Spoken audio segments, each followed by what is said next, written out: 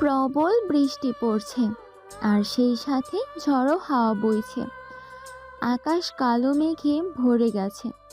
কতগুলো অজ্ঞাত পরিচয় যুবক এক মহিলার পিছনে তাড়া করছে। মহিলাটি তার 6 বছরের ছোট্ট বাচ্চাকে নিয়ে ঊর্ধ্বশ্বাসে ছুটছে। ছুটে যাওয়ার পর একটা তেমাথা রাস্তা পড়ে, যেখান থেকে একটা রাস্তা ধরে মহিলাটি তার বাচ্চাকে নিয়ে সেখান থেকে চলে যায়, আর অজ্ঞাত পরিচয় যুবকগুলি অন্য রাস্তায় চলে যায়। কিছুটা যাওয়ার পর মহিলাটি একটা বড় বাসা পায় আর তার ভেতরে ঢুকে পড়ে। বাচ্চাটাকে বুকের মধ্যে জড়িয়ে ধরে সে হাঁপাতে থাকে। বাচ্চাটি জিজ্ঞাসা করে, আম্মু, ওরা কারা ছিল? তুমি ওদেরকে দেখে কেন দৌড় দিলে? ওরা পচা লোক, ওরা আমাদের ক্ষতি করতে চাইছে। কেন আম্মু, আমরা কি করেছি? ওরা কেন আমাদের ক্ষতি করতে চাইছে? সে অনেক ঘটনা, তুই এখন অনেক ছোট আছিস, বুঝবি না। তুই যখন বড় হবি তখন আমি তোকে বলবো। আম্মু, আমার খুব খিদে পেয়েছে। হ্যাঁ রাতুল, এখানে তো কোথাও দোকান নেই, স্টেশনে গিয়ে কিছু কিনে দিব। চল আমরা এখান থেকে চলে যাই, আর কিছুটা হেঁটে চল আমার সাথে, তারপর স্টেশন পেয়ে যাব। স্টেশন থেকে আমরা ট্রেনে চেপে অনেক দূর চলে যাব, আর এই দুষ্ট লোকগুলো আমাদের খুঁজে পাবে না। রাতুল শেখ আমাদের এই গল্পের নায়ক। তার বয়স এখন 6 বছর। তার আম্মু নাজমা বেগম। কি এমন ঘটনা ঘটেছিল? অজ্ঞাত পরিচয় যুবকগুলো নাজমা বেগমের পিছনে কেন তাড়া করছিল? কিছুটা হেঁটে যাওয়ার পর স্টেশনে ওঠে। ট্রেন আসতেই নাজমা বেগম রাতুলকে নিয়ে ট্রেনে উঠে পড়ে। কোথায় যাচ্ছে সে কিছু জানে না। রাতুল বারবার তার বন্ধুকে বলে তার খিদে পেয়েছে। নাজমা বেগমের কাছে কোনো টাকা নেই, তাই সে রাতুলকে এটা ওটা বলে ভুলিয়ে রাখে। ট্রেনে এক যাত্রীকে নাজমা বেগম জিজ্ঞাসা করে ট্রেনটা কোথায় যাবে। ভদ্রলোক বলে বারাসাত। নাজমা বেগম মনে মনে আল্লাহকে ডাকে আর বলে, আল্লাহ, তুমি আমাদের ভরসা। তোমার ভরসায় আজ আমি এই বিপদের মধ্যেও ছেলেকে নিয়ে বেরিয়ে পড়েছি, তুমি রক্ষা করো। রাতুল খিদে পেয়েছে বলতে বলতে ক্লান্ত হয়ে আম্মুর কোলে ঘুমিয়ে পড়ে। শেষে ট্রেনটা হাসনাবাদ এসে পৌঁছায়। সব যাত্রী নেমে চলে গেল। এক ভদ্রলোক বলে, আপু, এটা শেষ স্টেশন, এই ট্রেন আর যাবে না। নাজমা বেগম ছেলেকে নিয়ে স্টেশনে নেমে পড়ে। ছোট্ট একটা দোকান, সেখানে বিস্কুট, কেক, লজেন্স, পান সব বিক্রি হয়। নাজমা বেগম ছেলেকে নিয়ে সে দোকানদারের পাশে বসে। রাতুল ঘুম ভেঙে গেলে রাতুল আম্মুকে বলে, আম্মু, আমার খুব খিদে পেয়েছে, তুমি কিছু কিনে দাও না আমায়। নাজমা বেগম কি করবে? সে ঠিক করতে পারে না। সে অসহায়, তার ছেলে কির জন্য কাঁদছে, সে কিছুই করতে পারছে না। সে ভাবল সে ভিক্ষে করবে। কত লোকেই তো স্টেশনে বসে ভিক্ষে করে, তাছাড়া তার কাছে আর অন্য কোনো উপায় নেই। ছেলেকে এইভাবে খিদের জ্বালায় ছটফট করছে, সে সহ্য করতে পারছে না। তাই এক ব্যক্তিকে বলল, বাবু, আমায় 10 টাকা দেবেন? আমার ছেলে কাল থেকে কিচ্ছুই খায়নি, ওর খুব খিদে পেয়েছে, দোয়া করুন বাবা। সে ব্যক্তি কিছু না বলে সেখান থেকে চলে যায়। তারপর এক মহিলা, তাকেও নাজমা বেগম একই কথা বলে, কিন্তু সেও কিছু না বলে চলে যায়। এদিকে বৃষ্টি পড়ছে। স্টেশনে খুব বেশি লোক নেই, তবুও নাজমা বেগম চেষ্টা করছে যেভাবেই হোক 10 টাকা পেলে ছেলেকে এসে বিস্কুট কিনে দেবে। হঠাৎ সেই দোকানদার তাকে জিজ্ঞাসা করে, মা, আমি অনেকক্ষণ থেকে খেয়াল করছি তুমি ভিক্ষে করছো, কিন্তু কেউ তোমায় কিচ্ছু দিচ্ছে না। আজকে এমনিতে আকাশের অবস্থা ভালো নয়, লোকজন কম বেরিয়েছে, তারপর সবার মন তো সমান নয়। হয়তো তোমার কথা কেউ শুনেও শুনছে না। আমি বুঝতে পারছি তুমি অসহায়, তোমার বাচ্চা অনেকক্ষণ থেকে খিদের জন্য কাঁদছে। আমি তোমাকে কেক বিস্কুট দিচ্ছি, তুমি তোমার বাচ্চাকে খাওয়াও। ভদ্রলোকের কথা শুনে নাজমা বেগম বলল, কিন্তু বাবা, আমার কাছে তো কোনো পয়সা নেই, আর এটা তো আপনার ব্যবসা। আমাকে দিলে আপনার ব্যবসায় লস হতে পারে। নাজমা বেগম কথা শুনে দোকানদার ভদ্রলোক হাসলেন আর বললেন, মা, বাচ্চারা হলো আল্লাহর দান। একটা বাচ্চা খিদের জন্য কাঁদছে, আর আমি সেখানে ব্যবসা করব, সেই পয়সা আমার থাকবে তো? আমার অত লোভ নেই। তুমি আমার মেয়ের মতো, তাই তুমি চিন্তা করবে না। তুমি তোমার বাচ্চাদের খাওয়াও। আমি তোমায় পানি দিচ্ছি আর বিস্কুট কেক দিচ্ছি। তোমার মুখটা কেমন লাগছে? আমার মনে হচ্ছে তুমি কিছু খাওনি, তাই তুমিও কিছু খাও। তারপর দোকানদার ভদ্রলোকের কাছ থেকে কেক বিস্কুট নিয়ে নাজমা বেগম তার ছেলে রাতুলকে খাওয়ায় আর নিজেও কিছু খায়। দোকানদার ভদ্রলোকের নাম হালিম চৌধুরী। তার বাসা বারাসাত স্টেশনের কাছেই এক বস্তিতে থাকে। এখানকার লোকেরা সবাই ওকে হালিম চাচা বলে ডাকে। স্টেশনের ছোট্টই দোকান থেকেও সংসার চলে। ওর সংসার বলতে ওর একমাত্র মেয়ে। ওর স্ত্রী অনেক দিন আগেই মারা গেছে। মেয়ের বিয়ে হয়ে গেছে। মেয়ে এখন সন্তান সম্ভবা।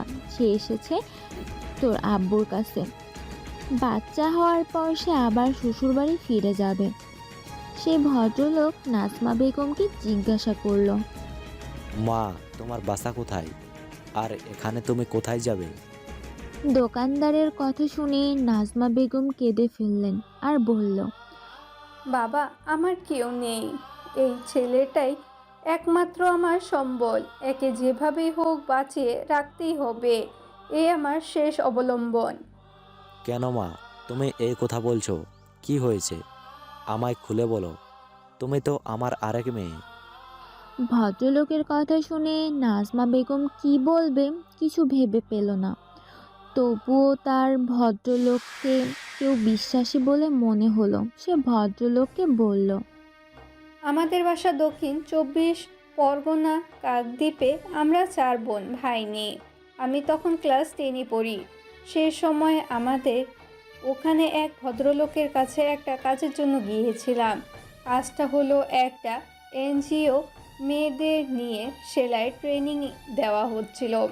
আমি সেই ট্রেনিংটা নিতে চাচ্ছিলাম, কারণ পড়াশোনার সাথে সাথে আমি স্বাবলম্বী হতে চেয়েছিলাম। ভদ্রলোককে আমি অনুরোধ করি যাতে সে আমার এই ব্যবস্থা করে দেয়। ভদ্রলোক আমার কথা শুনে আমাকে ট্রেনিংয়ের ব্যবস্থা করে দেয়। ওখানে ট্রেনিং চলাকালীন ওই এনজিওর মালিকের ছেলে আসে। তার নাম হাসান শেখ। আস্তে আস্তে তার ছেলের সাথে আমার সম্পর্ক গড়ে ওঠে। একদিন আমাদের মধ্যে শারীরিক সম্পর্ক তৈরি হয়, কিন্তু কিছুদিনের মধ্যে সে পড়াশোনার জন্য দেশের বাইরে চলে যায়। আমি তার সাথে যোগাযোগের চেষ্টা করি, কিন্তু তাকে পাই না। এদিকে আমি জানতে পারি আমি তার বাচ্চার মা হতে চলেছি। একদিন সমস্ত কথা তার আম্মুকে গিয়ে বলি। তার আম্মু ওই এনজিওর মালিক এবং একজন সমাজকর্মী ছিল। সে আমাকে অপমান করে বাসা থেকে তাড়িয়ে দেয় আর আমাকে কিছু টাকা ধরিয়ে দেয় আর বলে বাচ্চাটা যেন নষ্ট করে দেওয়া হয়। আমি একজন মা, কি করে পারবো আমার বাচ্চাকে নষ্ট করতে? তাই আমি পারিনি।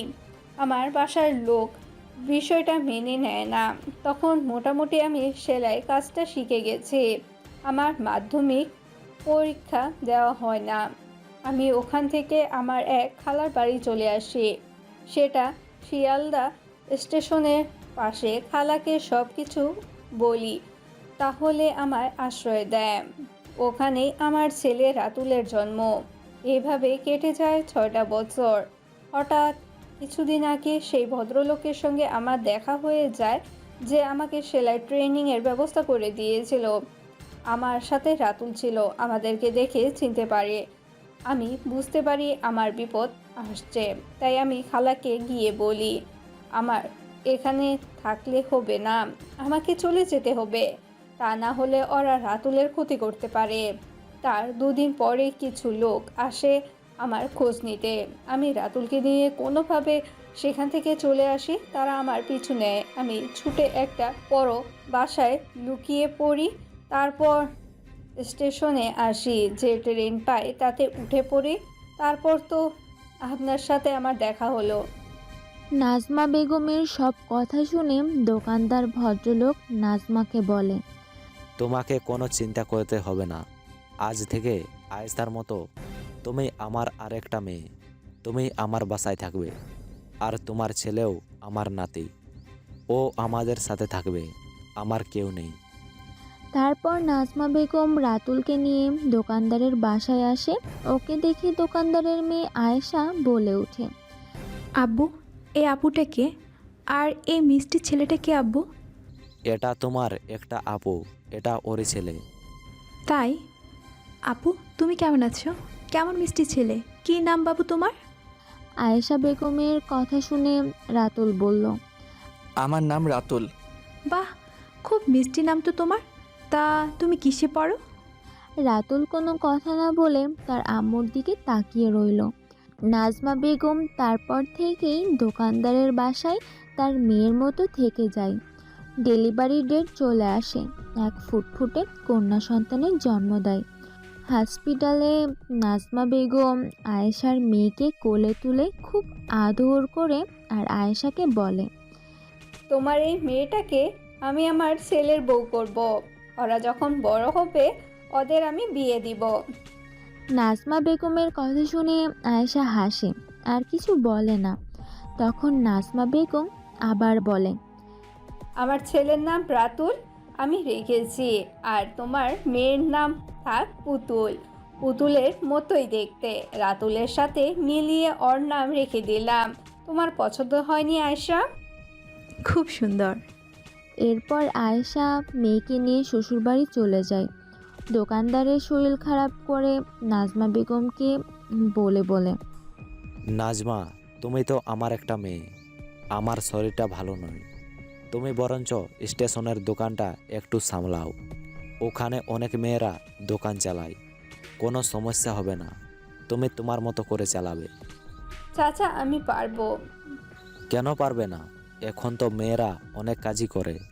তুমি পারবে। আমি যখন থাকবো না, তুমি দোকান চালাবে। রাতুলকে মানুষ করতে হবে তো। কেন চাচা এভাবে কথা বলছো? আমার শরীর ভালো নয়, যে কোনো সময় কিছু হয়ে যেতে পারে, তাই বললাম।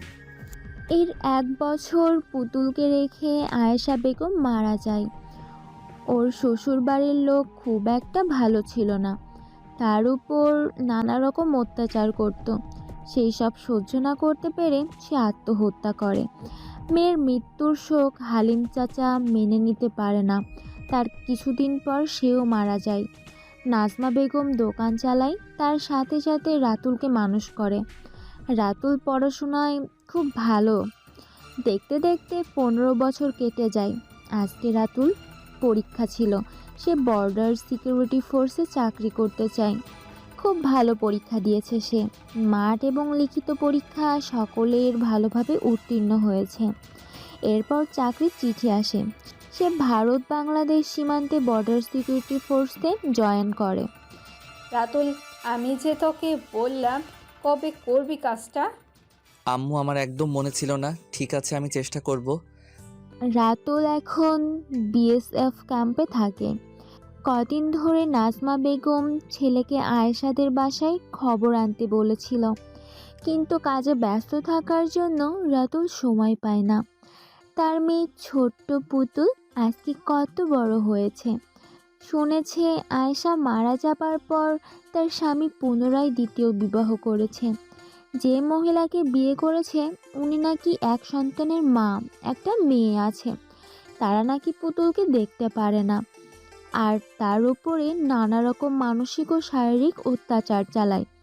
নাজমা বেগম চেষ্টা করেছিল পুতুলকে নিজের কাছে রাখার, কিন্তু কী অধিকারে রাখবে তাই সে কিছু করতে পারে না। দীর্ঘদিন ওনার সাথে যোগাযোগ নাই। নাজমা বেগম এখনও স্টেশনের ছোট্ট দোকানটি চালায়। হাসান, আর কতদিন অপেক্ষা করবি? আমি তোকে কতবার বলবো, সে অন্য ছেলের সাথে ভেগে গেছে, আর তুই তার জন্য আজ অপেক্ষা করছিস? আমি জানি না মিস্টার আজাদের মেয়ের সাথে তোর বিয়ে ঠিক হয়েছে। তুই আর না বলবি না। আম্মু, আর কতবার তোমায় বলবো আমি বিয়ে করব না? ব্যস্ত আছি, রাজনীতি করছি, সমাজসেবা করছি। একজন এমএলএ হিসেবে কত দায়িত্ব আমার জানো। এলাকার মানুষকে ভালো রাখতে হবে, তাদের নিরাপত্তা দিতে হবে, কোথায় কি সমস্যা তা দেখতে হবে। ওরা আমাকে ভোট দিয়ে নির্বাচিত করেছে, এলাকার মানুষকে ভালো রাখা আমার দায়িত্বের মধ্যে পড়ে। তা আমি অস্বীকার করব কি করে? তুই রাজনীতি কর না, সমস্যা নেই, কিন্তু বিয়ে না করলে কি করে হবে? তোমার তো বাকি দুটো ছেলে বিয়ে করে সংসার করছে, আমি যদি নাই করি তাতে কি এমন মহাভারত অশুদ্ধ হবে? আমার আর বিয়ে করার বয়স নেই। ছেলের কথা শুনে রেগে যায় সালমা বেগম। সে চিৎকার করে বলে ওঠে, কত আর বয়স তোর? মাত্র 43 বছর। এই বয়সে অনেকেই বিয়ে করে সংসার করে আবার বাচ্চার বাবাও হয়। আম্মু, তুমি বাজে বকা বন্ধ করবে? আমার জরুরি মিটিং আছে, আমি এখন বেরোবো। প্রতিদিন খাবার টেবিলে এসব কথা না বললেই নয়, আমার ভালো লাগে না। তুমি আর এসব একদম বলবে না। কথাটা বলে হাসান শেখ সেখান থেকে চলে যায়। সালমা বেগম তবুও ফুসফুস করা ছাড়ে না। সে মনে মনে বলে, ওই মিস্টার আজাদের মেয়ের রেশমির সাথে তোর বিয়ে আমি দিয়েই ছাড়বো। হাসান শেখ হলো গল্পের হিরো, রাতুল শেখের আব্বু। তারা 3 ভাই। হাসান শেখ রাজনীতি করে, স্থানীয় এলাকার এমএলএস, সেই সাথে একজন সমাজসেবক। তার বাকি 2 ভাই পারিবারিক ব্যবসা দেখাশোনা করে। দুজনেই বিবাহিত, দুজনেরই 2টো করে মেয়ে আছে। যখন নাজমা বেগমকে অপমান করে তাড়িয়ে দেওয়া হয়েছিল, তখন হাসান শেখ স্টাডি কমপ্লিট করার জন্য কানাডায় ছিল। সে এসে নাজমাকে অনেক খোঁজার চেষ্টা করে, কিন্তু পায়নি। পরবর্তীকালে সে রাজনীতিতে যোগদান করে আর সাথে সাথে সমাজের কিছু উন্নয়নমূলক কাজ করে। এলাকায় তার প্রচুর নামডাক। মাহমুদ, তোমাকে কিছু দায়িত্ব দেব। কিছু রিপোর্ট আসছে কদিন ধরে আমার কাছে। সীমান্ত দিয়ে কিছু বেআইনি কাজ হচ্ছে। আমার কাছে রিপোর্ট এসেছে, আমি তদন্ত করতে চাই। তুমি আমাকে এ ব্যাপারে সাহায্য করবে? জি স্যার, আপনি যা সাহায্য চাইবেন আমি তাই আপনাকে দেব। ঠিক আছে মাহমুদ, তুমি এখন যাও, আমি 2 দিন পর তোমাকে সব কিছু জানাবো।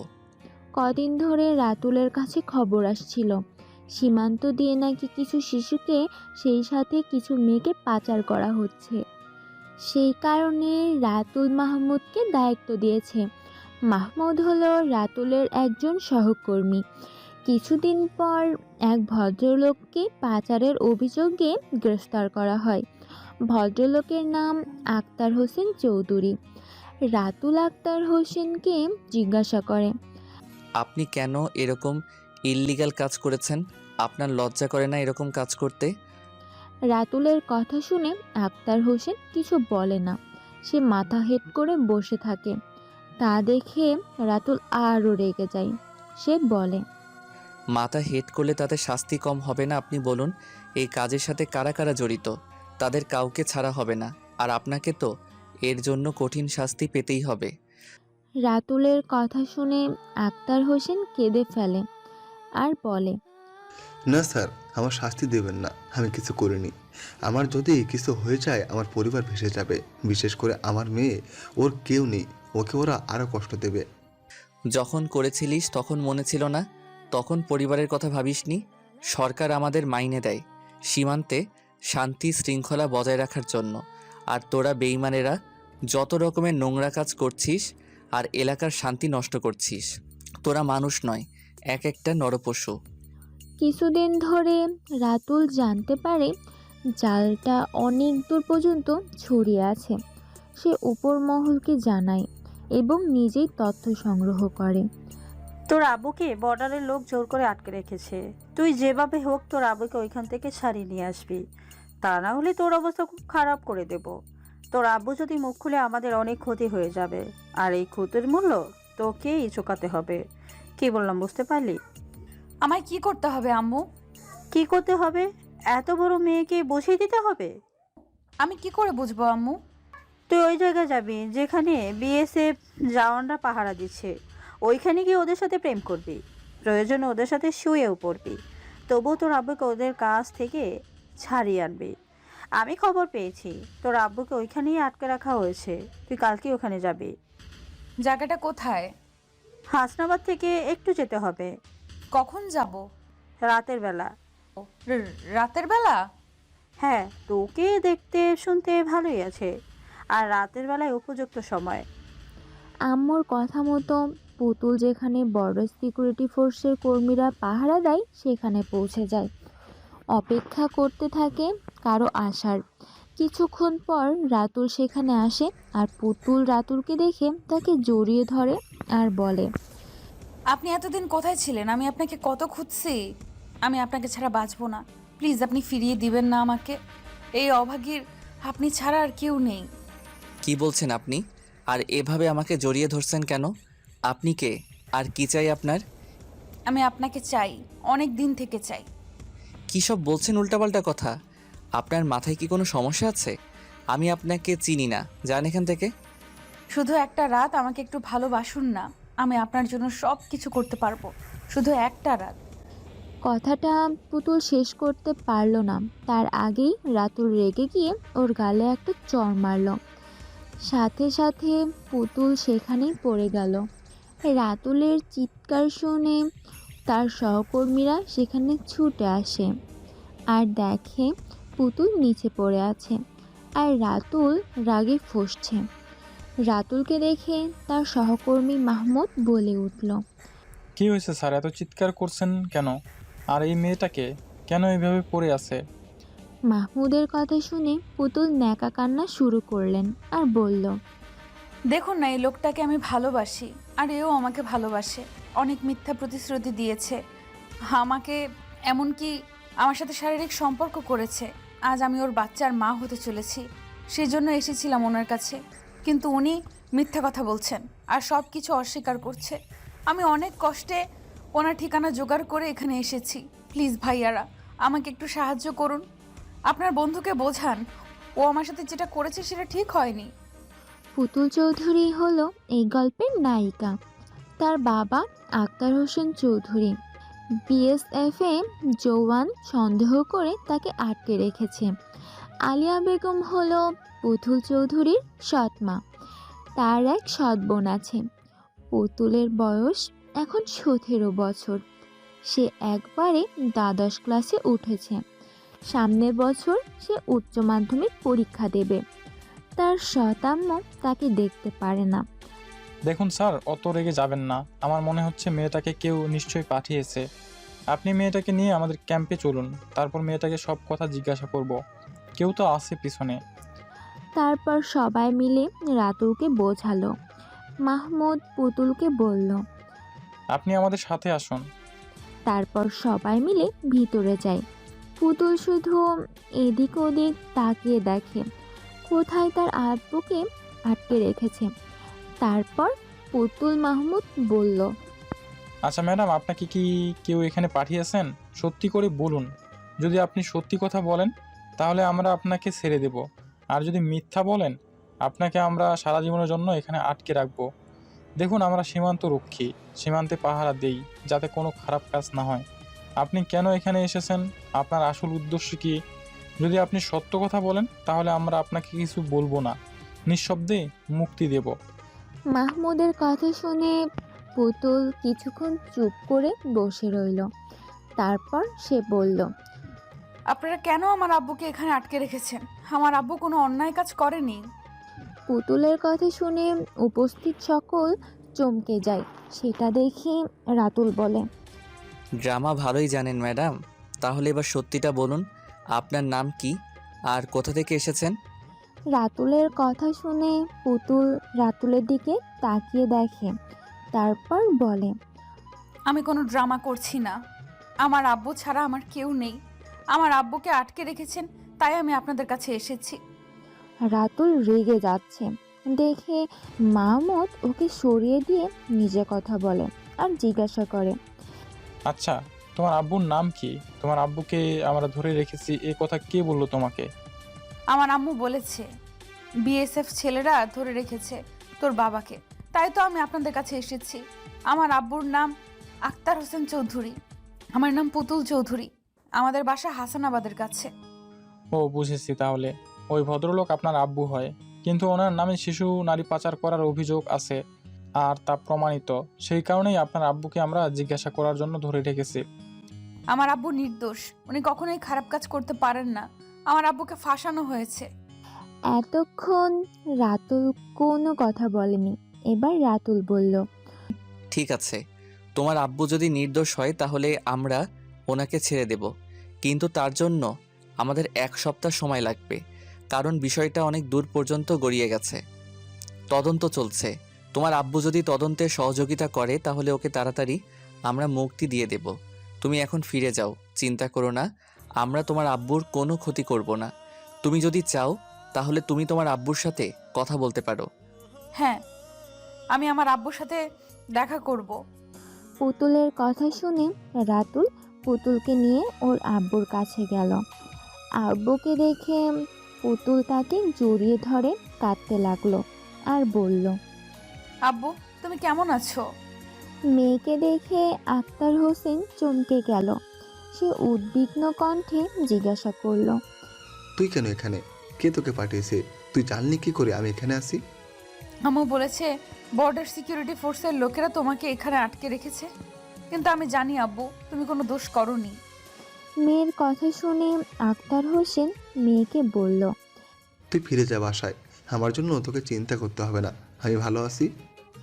আব্বুর কথা শুনে পুতুল রেগে গেল আর বলল, না আব্বু, তুমি ভালো নেই, আমি দেখতে পাচ্ছি তুমি ভালো থাকতে পারো না। কেন মিথ্যা অভিনয় করছো আমার সাথে? মেয়ের কথা শুনে আক্তার হোসেন চোখে পানিতে ভরে যায়। তারপর সে মেয়েকে বুকের মধ্যে জড়িয়ে ধরে আর বলে, তোকে ভালো রাখার জন্য আমি তোর আম্মু মারা যাওয়ার পর ওই মহিলাকে বিয়ে করেছি, শুধু তোর দাদির ইচ্ছাতে। আমার ইচ্ছা ছিল না, আমি জানতাম এই মহিলা ভালো মেয়ে নয়, ও কখনোই তোকে নিজের মেয়ে মনে করবে না, ও তোর ক্ষতি করতে চাইছে। এই মহিলা এক ভয়ঙ্কর ষড়যন্ত্রে লিপ্ত। আমার খুব কষ্ট হচ্ছে জানিস, তোর আম্মুকে আমি রক্ষা করতে পারিনি। তোর আম্মুকে আমি কথা দিয়েছিলাম অন্তত তোকে আমি রক্ষা করব। আমি জানি না আদৌ সেটা পারবো কিনা। তোর দাদি আর আমার ভাবিরা মিলে তোর আম্মুর উপর অত্যাচার করতো। আমি তখন কাজ করে সারাদিন পরে ক্লান্ত হয়ে বাসায় ফিরতাম। তোর আম্মু কান্নাকাটি করতো, কিন্তু আমি অত গুরুত্ব দিতাম না। যেদিন তোর আম্মু আত্মহত্যা করলো সেদিন একটা চিঠি দিয়ে তার করুণ কাহিনী আমাকে বলে গিয়েছিল। আর তোকে যেন ভালো করে মানুষ করি। আমি হতভাগ্য স্বামী হিসেবে আমি কোনো দায়িত্ব পালন করতে পারিনি, আর আব্বু হিসেবে আমি চূড়ান্ত ব্যর্থ হয়ে গেছি। আমি জানি না কোন ফেরেশতা আছে নাকি যে তোকে বিপদ থেকে রক্ষা করবে। একমাত্র আল্লাহই ভরসা, তাকে ডাক, সে যেন কাউকে পাঠিয়ে দেয় তোকে রক্ষা করার জন্য। হ্যাঁ আমি। আব্বুর মুখ থেকে এ কথা শুনে পুতুল বলল, আব্বু, আমার জন্য তোমাকে চিন্তা করতে হবে না। তুমি বড্ড রোগা হয়ে গেছো আব্বু। তুমি ফিরে চলো বাসায়, তোমাকে ছাড়া আমার যে বড্ড কষ্ট হচ্ছে আব্বু। মেয়ের কথা শুনে আক্তার হোসেন মেয়ের কপালে চুম্বন দিয়ে বলে, পাগল মেয়ে, এদের কাছে আমার নামে অভিযোগ আছে, আমি নাকি বর্ডাতে নারী ও শিশু পাচার করি। সে তথ্য প্রমাণ ওরা পেয়েছে, তাই ওরা আমাকে ধরে নিয়ে এসেছে। তুই চিন্তা করিস না, একদিন সত্যটার সামনে আসবে, আর সেদিন সব কিছু পরিষ্কার হয়ে যাবে। আমি তো জানি আমি কিছু করিনি, আমি নির্দোষ। একদিন না একদিন আমি ছাড়া পেয়ে যাব। তুই সাবধানে থাকবি আর নিজের খেয়াল রাখবি। আর বাসার কাউকে খুব বেশি বিশ্বাস করবে না, ওদের মুখে আর মুখোশের মধ্যে অনেক তফাৎ। তুই এখন ফিরে যা, যদি প্রয়োজন হয় তুই আবার আমার সাথে দেখা করবি, কিন্তু কখনোই তোর আম্মুর ফাঁদে পা দিবি না। কিন্তু আব্বু, আমি যেখানে এসেছি আম্মুর কথাতে আমি তো পাঠিয়েছি সব ড্রামা করে যাতে তোমার কাছে আসতে পারি। ড্রামার কথা শুনে আক্তার হোসেন মেয়েকে জিজ্ঞাসা করে, ড্রামা কিসের জন্য করছিস তুই? আব্বুর কথা শুনে পুতুল আমতা আমতা করে বলে, আব্বু, আসলে ওটা আমি করতে চাইনি, আম্মু আমায় শিখিয়ে দিয়েছিল। তারপর পুতুল তার আব্বুকে রাতুলের সাথে কি করেছে, কি বলেছে সমস্ত ঘটনা খুলে বলল। মেয়ের মুখ থেকে এসব কথা শুনে আক্তার হোসেন বলল, ছি আম্মু, এই জঘন্য কাজ আবার কেউ করে? তোমার আম্মু বাজে মেয়ে ছেলে, ও আমার সাথে ওই রকম ভালোবাসা অভিনয় করেছিল। আমিও তোমার ভবিষ্যতের কথা চিন্তা করে ওর ফাঁদে পা দিয়েছিলাম। তাই বলছি, তুমি আর তোমার আম্মুর কথা শুনে আর এরকম কাজ করবে না। জানো তো, এরা পুলিশের লোক, বর্ডার পাহারা দেয়। ওরা যদি আইনের কোনো ব্যবস্থা নাই, তোমার ক্ষতি হতে পারে। আর এমন কাজ করবে না কেমন? তুমি এখন ফিরে যাও আর মন দিয়ে পড়াশোনা করো। আব্বুর মুখ থেকে এসব কথা শুনে কিছু বলে না। আব্বুর কাছ থেকে সে বিদায় নিয়ে সেখান থেকে চলে আসে। আক্তার হোসেন ভালোবেসে কখনো কখনো মেয়েকে তুমি বলে ডাকে। শুনো, তোমাকে ডাকছি, তোমার সাথে আমার কিছু কথা আছে। রাতুলের ডাক পুতুল শুনতে পায় না। সে কিছুটা অন্যমনস্ক হয়, সেখান থেকে চলে আসে। রাতুল আবার পুনরায় ডাকে। রাতুলের ডাক শুনে পুতুল দাঁড়িয়ে পড়ে আর কিছুটা রেগে রাতুলকে বলে, আমি তো এখান থেকে চলে যাচ্ছি। আব্বুর সাথে দেখা করে আপনাদের তো কিছু ক্ষতি করিনি, তাহলে বারবার আমাকে বিরক্ত করছেন কেন? পুতুল কথা শুনে রাতুল কিছুটা হেসে বলল, কোথায় বিরক্ত করছি? শুধু একবার দাঁড়াতে বলেছি, কিছু কথা আছে তাই বলেছি। এত ঘ্যাম কেন তোমার?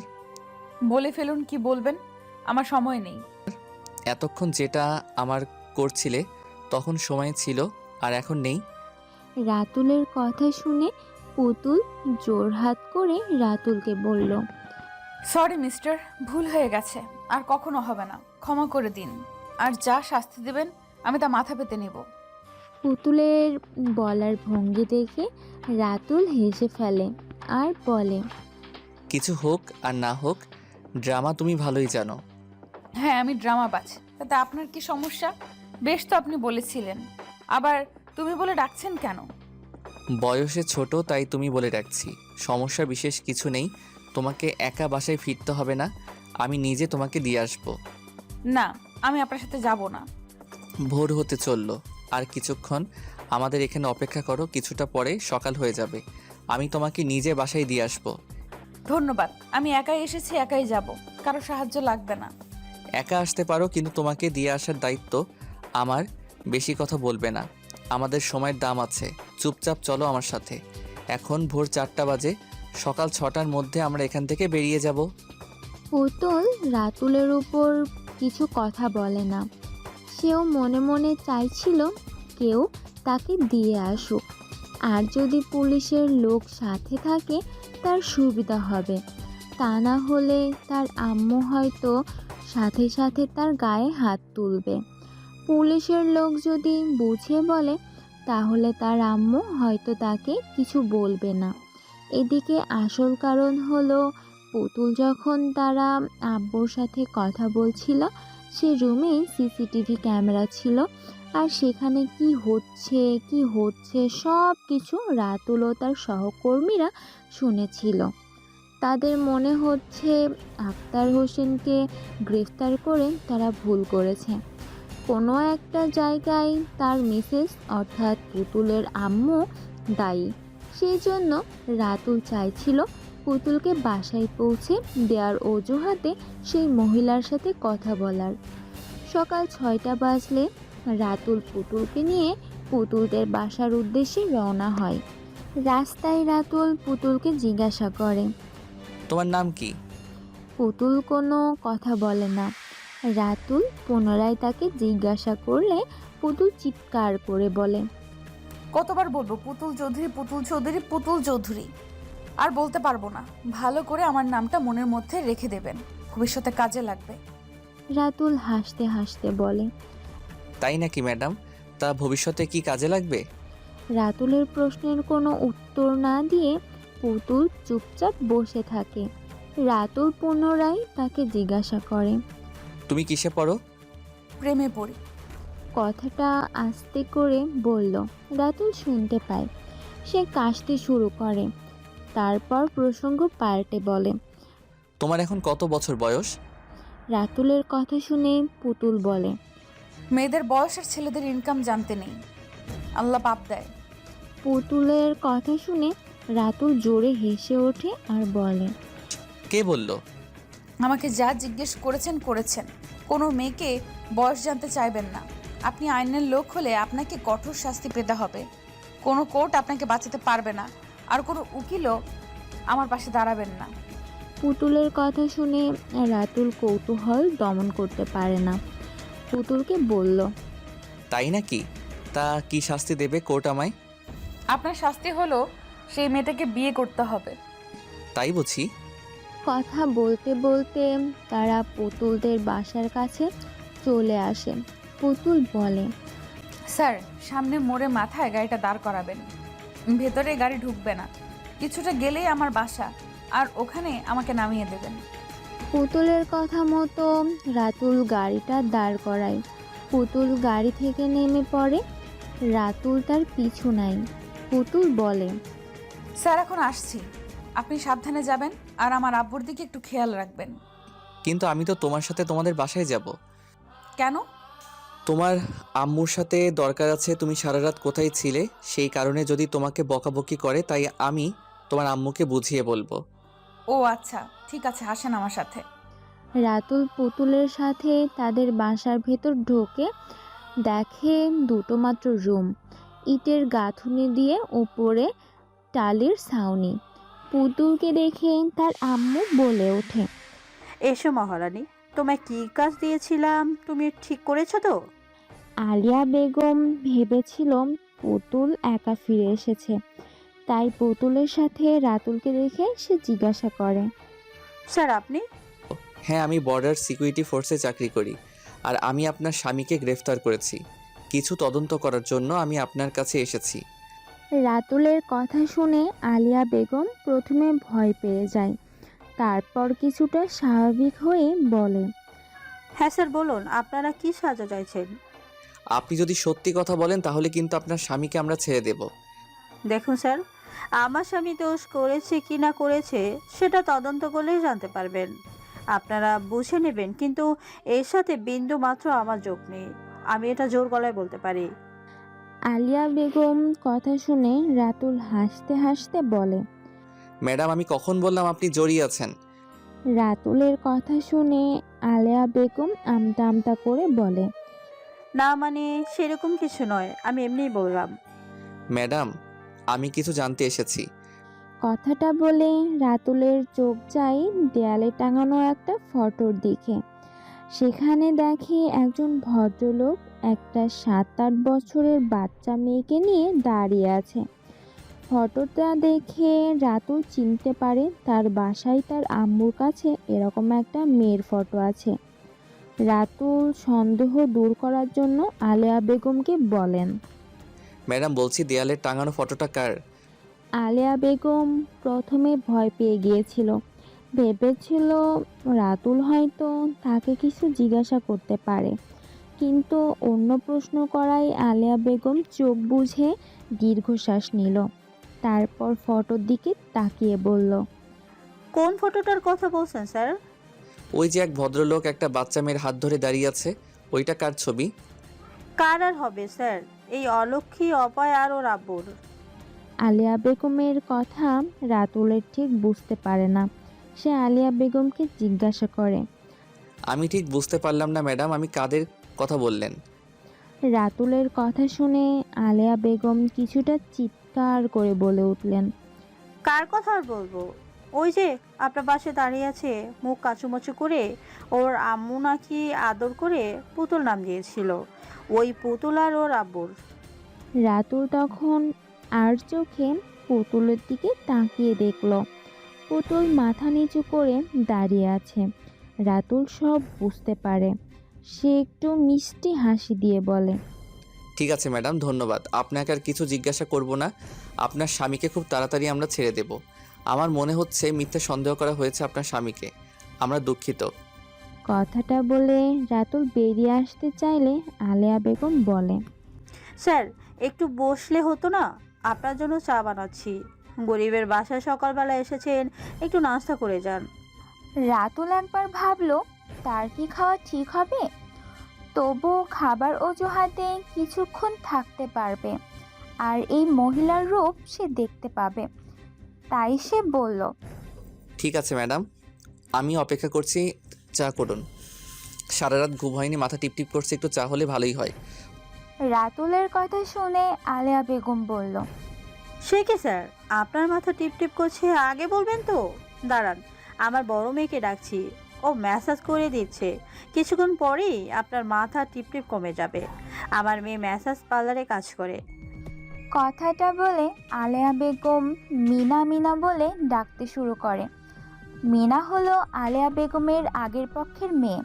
আলেয়া বেগমের আগে একবার বিয়ে হয়েছিল, কিন্তু বিয়ের কিছুদিন পর তার ডিভোর্স হয়ে যায়। মিনা তার আম্মুর কাছে থেকে যায় আর তার হাজবেন্ড চলে যায় রাজস্থান। সেখানে উনি আবার বিবাহ করেন। আলেয়া পুতুলের দাদির বান্ধবীর মেয়ে ছিল। পুতুলের আম্মু মারা যাওয়ার পর তার দাদি আলেয়ার সাথে পুতুলের আব্বুর বিয়ে দেয়। আম্মুর ডাকে মিনা রুম থেকে বেরিয়ে আসে। আম্মুকে জিজ্ঞাসা করে, আম্মু, তুমি আমায় ডাকছিলে? কথাটা বলতেই মিনার চোখ পড়েছে রাতুলের দিকে। সে এক দৃষ্টিতে রাতুলের দিকে তাকিয়ে থাকে। রাতুল দেখে 19-20 বছরের একটা মেয়ে, দেখে মনে হয় খুব সাজুগুজু করে। আলেয়া লক্ষ্য করে মিনাকে উদ্দেশ্য করে বলে, মিনা, যা তো মা, স্যারের জন্য 1 কাপ কড়া করে চা করে নিয়ে আয়। স্যারের মাথা ব্যথা করছে। আম্মুর সাথে বুঝতে পেরে মিনা বলল। হ্যাঁ আম্মু, যাচ্ছি। মিনা যখন চা করতে যায় ঠিক তখন রাতুলের ফোনটা বেজে ওঠে। সে রিসিভ করে। হোয়াট? আপনারা কোথায় ছিলেন? ঠিক আছে, ওখানে ওয়েট করুন, আমি এক্ষুনি যাচ্ছি। কথাটা বলে রাতুল উঠে পড়ে। আলেয়া বেগমের উদ্দেশ্য করে বলে, সরি ম্যাডাম, আজকে চা খাওয়া হবে না, অন্য একদিন খাবো। আজকে ইমার্জেন্সি একটা ফোন এসেছে, আমাকে এক্ষুনি বেরিয়ে যেতে হবে। বর্ডারে কিছু ঝামেলা হচ্ছে, আমার থাকা ওখানে দরকার। রাতুলের কথা শুনে মিনা সেখানে ছুটে আসে আর বলে, কি ঝামেলা হয়েছে স্যার? সেরকম কিছু নয়, সীমান্তে প্রতিদিন কিছু ঝামেলা হয়, এখন আমি আসছি। কথাটা বলে রাতুল চলে যেতে চাইলে তার চোখ পুতুলকে খোঁজে, কিন্তু পুতুলকে খুঁজে পায় না। তারপর বাধ্য হয়ে সে সেখান থেকে চলে যায়। আসলে রাতুল বুঝতে পেরেছিল এরা মা মেয়ে কেউই ভালো নয়। নিশ্চয় এদের মধ্যে ষড়যন্ত্র কাজ করতেছে। ফোন কেউ তাকে করেনি, নিজেই ফোন করে রিসিভ করে আর নাটক করে যাতে চা খেতে না হয় ওকে। কিছুটা আসার পর রাতুল আম্মুকে ফোন করে আর বলে, আম্মু, ফোনটা তুলতে এত দেরি করছিলে কেন? আমি কখন থেকে তোমায় ফোন করছি। কখন থেকে আর করছিস? মাত্র 2 বার বাজছে। ফোনটা সাথে সাথেই রিসিভ করেছি। কি করছিলে আম্মু? এই দোকানটা একটু ছাড় দিলাম। আম্মু, আমি তোমায় বলেছি না দোকান খুলতে হবে না, আমি তো এখন ইনকাম করছি। ইনকাম করছিস তো কি হয়েছে? আমি যতক্ষণ পারবো দোকান খুলবো। এখন কেন তোর থেকে টাকা পয়সা নিব? মনে রাখিস, এই দোকান থেকে আমি তোকে মানুষ করেছি। এক চাচার আশীর্বাদ আছে। সেই মানুষটা যদি আমাদের সেই দিন আশ্রয় না দিত, আজ আমরা কোথায় চলে যেতাম বল? রাতুল জানে তার আম্মু বকবক শুরু করলে আর থামবে না। তাই আম্মুকে শান্ত করার জন্য রাতুল তার আম্মুকে উদ্দেশ্য করে বলে, আম্মু, তোমার বৌমাকে খুঁজে পেয়েছি। ছেলের কথা মানে কিছু বুঝতে পারে না নাজমা বেগম। সে জিজ্ঞাসা করে, বৌমা? কিসের বৌমা? কিসব বলছিস উল্টো পাল্টা কথা? উল্টাপাল্টা নয় আম্মু, একদম সত্যি কথা বলছি, পুতুলকে খুঁজে পেয়েছি। ছেলের মুখ থেকে এই কথা শুনে নাজমা বেগম চিৎকার করে বলে উঠল, কি বলিস তুই উল্টো পাল্টা? কোথায় তুই ওকে কোথায় খুঁজে পেলি? এখানেই পেয়েছি। এখানে বলতে কোথায় পেয়েছিস? আমার ক্যাম্পের সামনে। ক্যাম্পাসের সামনে মানে? আমি ঠিক বুঝলাম না, তুই সব কিছু বুঝিয়ে বল আমায়। কিছুদিন আগে ডাক্তার হোসেন চৌধুরীকে আমরা গ্রেফতার করি। ওনার বিরুদ্ধে অভিযোগ ছিল সীমান্ত দিয়ে উনি নাকি শিশু নারীদের পাচার করেন। তারপর গতকাল একটা মেয়ে আসে আমাদের কাছে। প্রথমে ড্রামা করছিল, পরে খুব কান্নাকাটি শুরু করে দেয়। তারপর বলে তার আব্বুকে আমরা নাকি মিথ্যে অভিযোগে গ্রেফতার করেছি। এরপর সমস্ত ঘটনা একের পর এক রাতুল তার আম্মুকে বলতে থাকে। তারপর পুতুলকে বাসায় দিতে যাওয়ায় সেখানে তার ফটো দেখে তাকে চিহ্নিত করা তার সৎ আম্মু তার মেয়ে তাদের ব্যাপারে সমস্ত কথা খুলে বলে।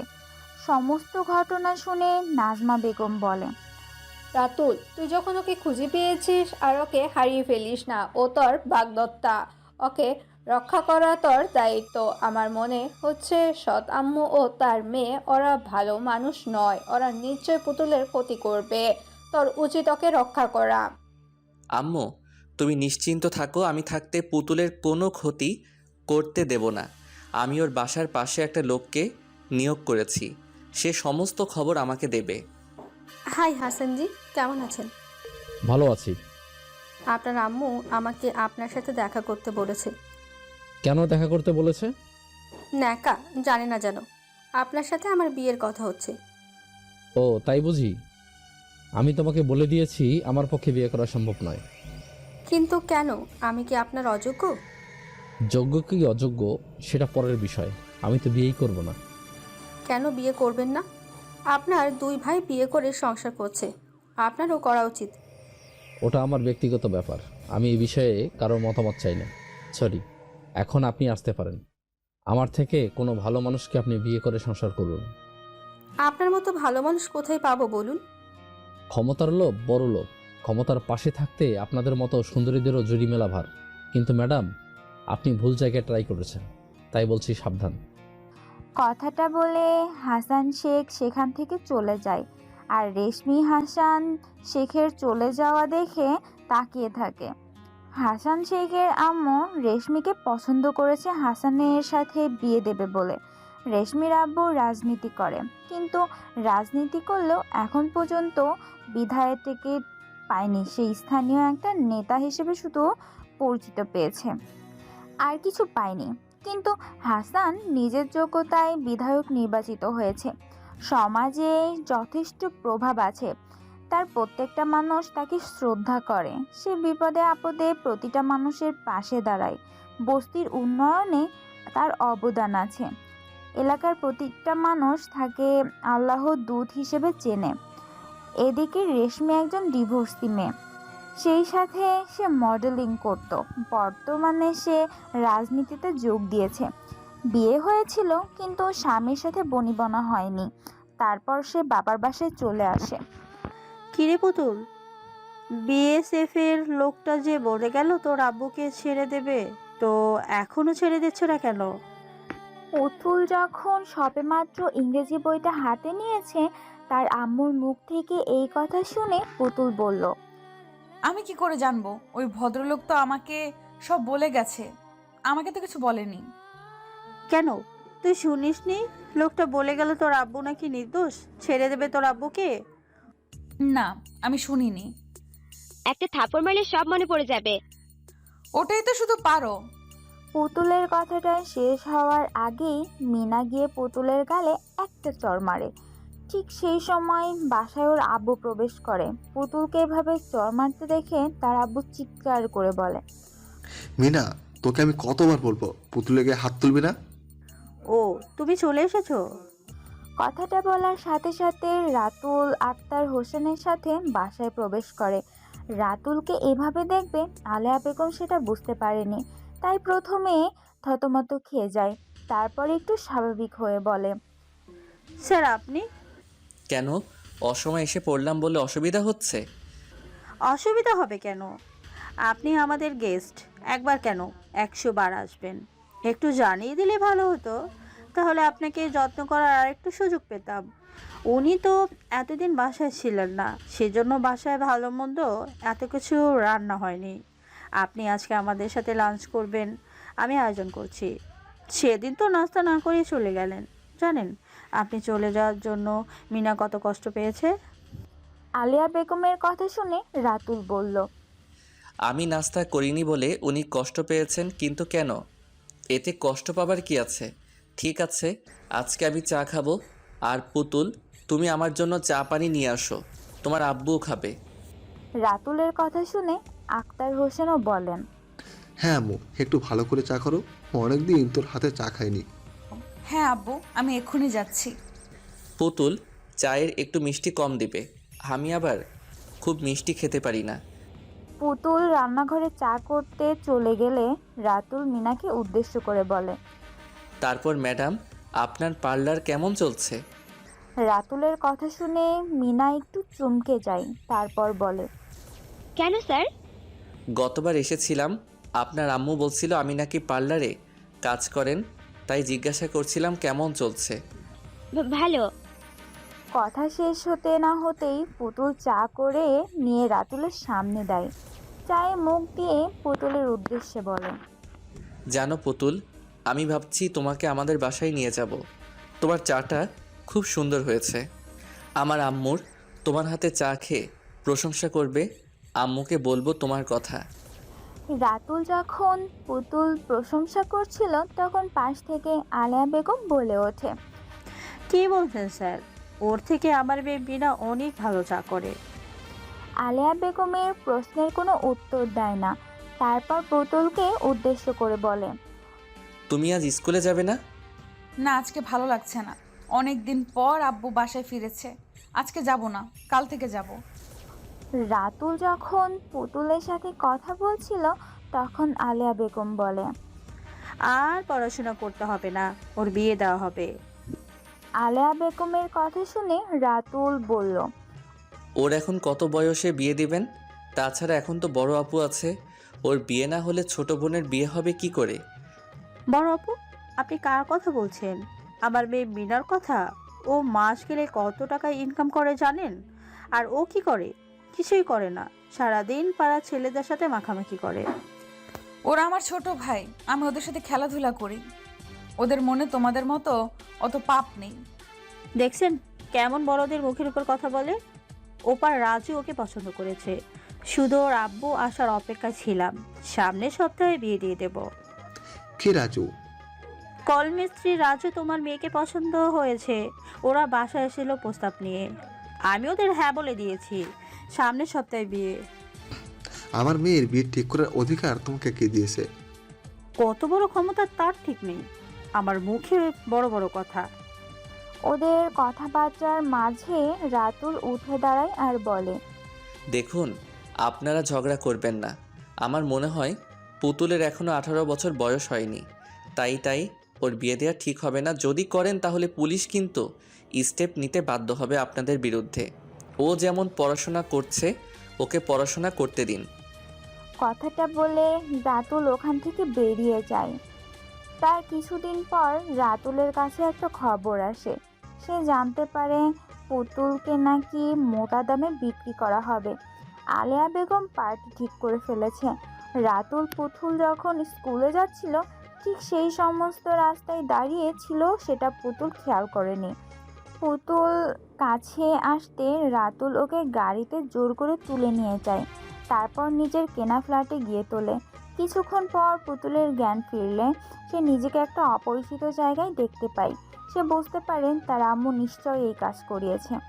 কিন্তু রাতুলের একটা বড় ছবি রুমে দেখতে পাই। পুতুলকে উঠে বসে থাকে, দেখে রাতুল তাকে কিছু নাস্তা দেয় আর বলে, এখন কেমন ফিল করছেন ম্যাডাম? রাতুলের কথা বলা দেখে পুতুল রেগে যায় আর বলে, আগে বলুন, আমাকে কেন ওখানে উঠিয়ে নিয়ে এসেছেন? তুমি জানো, আমি যদি তোমাকে আজকে না নিয়ে আসতাম তাহলে আজকে তোমার আম্মু এই আলিয়া বেগম তোমাকে মোটা অঙ্কে বিক্রি করে দিত। বিক্রি আমাকে কোথায়? তুমি জানো পুতুল তোমার আম্মু আর তোমার আপু ওরা কি কাজ করে? না তো। ওরা শিশু নারী পাচার চক্রের সাথে যুক্ত। ওরা শিশুদের শরীর থেকে কিডনি খুলে নিয়ে তাদের প্রতিবন্ধী করে দেয় আর মেয়েদেরকে দেহ ব্যবসা করায়। আমাদের এই সীমান্ত দিয়ে ওরা অনেক বেআইনি কাজ করে। শুধু তোমার আপু বা আম্মু নয়, এর উপরে আরও অনেক বড় মাথা আছে। এরা তো লোকাল কিছু মেয়েদের নিয়ে কাজ করে। এই গ্যাংটা বিশাল বড়, অনেক বড় বড় মাথা আছে এর সাথে জড়িত। তবে আমি শেষ পর্যন্ত খুঁজে বের করব। আমার দায়িত্ব ছিল তোমাকে রক্ষা করার। তুমি আমার বাগদত্তা। আম্মু বলেছে তোমার কোনো ক্ষতি যেন না হয়। তোমাকে সুরক্ষিতের জায়গায় রেখে আমি আমার পরবর্তী মিশন সম্পূর্ণ করব, যাতে কোনো বাচ্চা, কোনো মেয়ের কোনো ক্ষতি যাতে না হয়। সরকার আমাদের দায়িত্ব দিয়েছে সীমান্ত রক্ষা করার, আর সেই সীমান্ত দিয়ে কোনো রকম বেআইনি কাজ আমি করতে দেব না। রাতুলের কথাবার্তা নতুন কিছু বুঝতে পারে না। সে হাঁ করে রাতুলের কথা শুনছিল। সেটা লক্ষ্য করে রাতুল জিজ্ঞাসা করলো, কি হলো, হা হয়ে গেলে কেন? আমি ঠিক আপনার কথাবার্তা বুঝতে পারছি না। কি বুঝতে পারছো না বলো? বাগদত্তা মানে? বাগদত্তা কথার অর্থ কি সেটা সে কি করে বুঝবে? পুতুল বুঝতে পারলো না, তাই রাতুল পরিষ্কার কথাই বলল, বাগদত্তা কথার অর্থ হলো ছোটবেলা তোমার সাথে আমার বিয়ের কথা হয়েছে। রাতুলের কথা শুনে পুতুল রেগে যায় আর বলে, মিথ্যা কথা বলার জায়গা পাননি। আমার সাথে বিয়ে হয়েছে, আমি আপনাকে চিনি না, জানি না কোথায় আপনি ছিলেন, তাও আমি জানি না। আর আপনার সাথে আমার বিয়ে হয়ে গেল। এই একদম চেঁচিয়ে কথা বলবে না। তুমি আমার কাছে আছো সম্পূর্ণ আমার দায়িত্বে। কি করবেন? কি মারবেন আমাকে? মারুন, আমি আপনাকে ভয় পাই না। মারবো তো। সেদিন তুমি আমার নামে মিথ্যা কথা বললে, আর আমি তোমাকে ছেড়ে দেব নাকি? কি মিথ্যা কথা বলেছি আপনার নামে? মনে পড়ছে না? না, ম্যাডামের বুঝি ভুলে যাওয়ার রোগ আছে? রাতুলের কথায় পুতুল রেগে ফুসফুস করতে থাকে আর বলে, আমার ভুলে যাওয়া রোগ নেই, আপনার আছে। বাজে লোক একটা, আমাকে জোর করে আটকে রেখেছেন। পুতুলের কথা শুনে রাতুল বলে, সেবারে তুমি বলেছিলে কেন তোমার সাথে নাকি আমার শারীরিক সম্পর্ক হয়েছে, তুমি নাকি আমার বাচ্চার মা হতে চলেছ। রাতুলের কথা শুনে পুতুল আমতা আমতা করে আর বলে, আমি বলিনি, আম্মু বলার জন্য শিখিয়ে দিয়েছিল। ও তাই বুঝি। কথাটা বলে রাতুল পুতুলের দিকে এগোতে থাকে। পুতুল চিৎকার করে বলে, এটা কিন্তু ঠিক হচ্ছে না, আপনি আমার দিকে এগিয়ে আসবেন না। বারে, তুমি বলতে পারো আর আমি করলে দোষ? পুতুল পিছোতে থাকে আর রাতুল এগোতে থাকে। অবশেষে পুতুল দেয়ালের সাথে ধাক্কা খেয়ে দাঁড়িয়ে পড়ে আর রাতুল তার পাশে দুটো হাত রেখে পুতুলকে বলে, বলো এবার কোথায় যাবে? আর তো তোমার কোথাও যাওয়ার জায়গা নেই। কথাটা বলে রাতুল পুতুলকে নিজের বুকের সাথে জড়িয়ে ধরে আর কপালে স্নেহের চুম্বন দিয়ে বলে, আমি তোমাকে ভালোবাসি, কখনোই তোমার ক্ষতি করব না। তুমি আমার কাছে নিরাপদে থাকবে, তাই আমি তোমাকে নিয়ে এসেছি। তুমি এখানে থাকো, তোমাকে কোনো চিন্তা করতে হবে না। আমার কাজের লোক আছে, সে তোমাকে দেখাশোনা করবে। তুমি আমার বাগদত্তা, তোমার উপর সমস্ত অধিকার আমার আছে। আর এত তাড়াতাড়ি সেই অধিকার দেখাতে চাই না। তুমি মাথা ঠান্ডা করো, আমি তোমাকে পরে সব বুঝিয়ে বলবো। এখন আমি আসছি। কথাটা বলে রাতুল সেখান থেকে চলে যায়। পুতুল বসে বসে চিন্তা করতে থাকে, বারবার বাগদত্তা বাগদত্তা বলছে। আসলে ঘটনাটা কি, এটা কি জানতেই হবে। কিছু ঘটনা আছে, তা না হলে এত জোর করে কেন এই কথা বলবে। তাই সে সমস্ত রুমে তার কারণ খুঁজতে লাগলো। ম্যাডাম, আপনি কথা দিয়েছিলেন আপনার ছেলের বউ আমাকে বানাবেন, আর এখন কিছু বলছেন না কেন? আপনি তো আমার আব্বুকে বলেছিলেন চিন্তা করতে হবে না, আমি যেভাবেই হোক হাসানকে রাজি করাবো, কিন্তু আপনার ছেলে রাজি তো হচ্ছে না। ওই রেশমি, অত রেগে যাচ্ছ কেন? আমি হাসানকে বোঝাচ্ছি। আর কতদিন একা একা থাকবে বলো? একদিন না একদিন বিয়ে তো করতেই হবে। তাড়াতাড়ি ব্যবস্থা করে দিন। বিধায়ক স্বামী হলে পরবর্তী টিকিট পেতে আমার কোনো অসুবিধা হবে না। আমিও রাজনীতি ময়দানে থাকতে চাই। রেশমির বিয়ে করার অন্য উদ্দেশ্য আছে। সে হাসানকে ভালোবাসে না, শুধু নিজের ফায়দা মেটাতে চাইছে। হাসান চতুর রাজনীতিবিদ, সে জানে রেশমি কিরকম জিনিস, তাই সে তার ফাঁদে পা দিতে চায় না। শেষ পর্যন্ত হাসানকে রাজি করতে না পেরে তার আম্মুর বরাবর অনুরোধ করছে। হাসান, তোর সাথে আমার কথা আছে। বলো আম্মু। বিয়ে বাদে তুমি সব কথা আমার সাথে আলোচনা করতে পারো। তোমাকে বলেই দিয়েছি বিয়ে আমি করব না, আর রেশমিকে তো মোটেই নয়। কেন, এতে সমস্যা কি? একই কথা বারবার বলতে আমার ভালো লাগে না। আমার বয়স হয়েছে, আমি বয়সে নতুন করার সময় সম্পর্কের মধ্যে যেতে চাই না। যেমন চলছে তেমন চলুক, আর তুমি আমাকে অনুরোধ করবে না। তুমি যদি এরপর আমাকে অনুরোধ করো, তাহলে আমি বাসা থেকে অন্য বাসায় চলে যাব। ছেলের রাগী ভাব দেখে সাহস হয় না, সে সেখান থেকে চলে আসে। আম্মু, পুতুলকে কে তুলে নিয়ে গেল বলো তো? কাল থেকে বাসায় আসছে না। রাজু কি ওকে নিয়ে গেছে? কি জানি, রাজু ধরে আমাকে টাকা দিল না কেন। ও তো বলেছিল 5 লক্ষ টাকা দেবে। আরও 2টো মেয়ের সন্ধান পেয়েছি, জানিস তো। কোথাকার মেয়ে? পাশের বাসায় বেড়াতে এসেছে। তাই নাকি? ভালোই হয়েছে। ওরা মা ও মেয়ে যখন আলোচনা করছিল এসব কথা নিয়ে, ঠিক তখন আক্তার হোসেন চৌধুরী সেখানে প্রবেশ করে আর ওদেরকে বলে, পুতুল কাল থেকে বাসায় আসেনি। তোমরা নিশ্চয়ই ওর সাথে কিছু খারাপ করেছো। আমরা কেন ওর সাথে খারাপ ব্যবহার করব? তোমার মেয়ে কি কচি খুকিও? তুমি পারলে আলেয়া হে কাজ করতে? আমার জীবনের সবচেয়ে ভুল কি জানো? তোমাকে বিয়ে করা। আমি জানতাম তুমি পুতুলকে সহ্য করতে পারো না, তুমি কখনোই ভালো মা হতে পারোনি। আমি ভেবেছিলাম তুমি হয়তো মিনার মতোই ওকে ভালোবাসা দিয়ে আদর দিয়ে ভরিয়ে দেবে। না, তোমার মতো শুধু ছলনা ছিল, আর কিছু ছিল না। কালকের মধ্যে পুতুল যদি বাসায় না আসে তাহলে আমি কঠিন সিদ্ধান্ত নিতে বাধ্য হব, যা তুমি কল্পনা করতে পারো না। আক্তার হোসেন চৌধুরী হুঙ্কার শুনে আলিয়া বেগম খুব রেগে গেল আর বলল, যা যাও, তোমার ক্ষমতা কতটা আমার জানা আছে। আম্মু, ওই ভদ্রলোক কিন্তু সত্যিই রেগে গেছে তোমার উপর।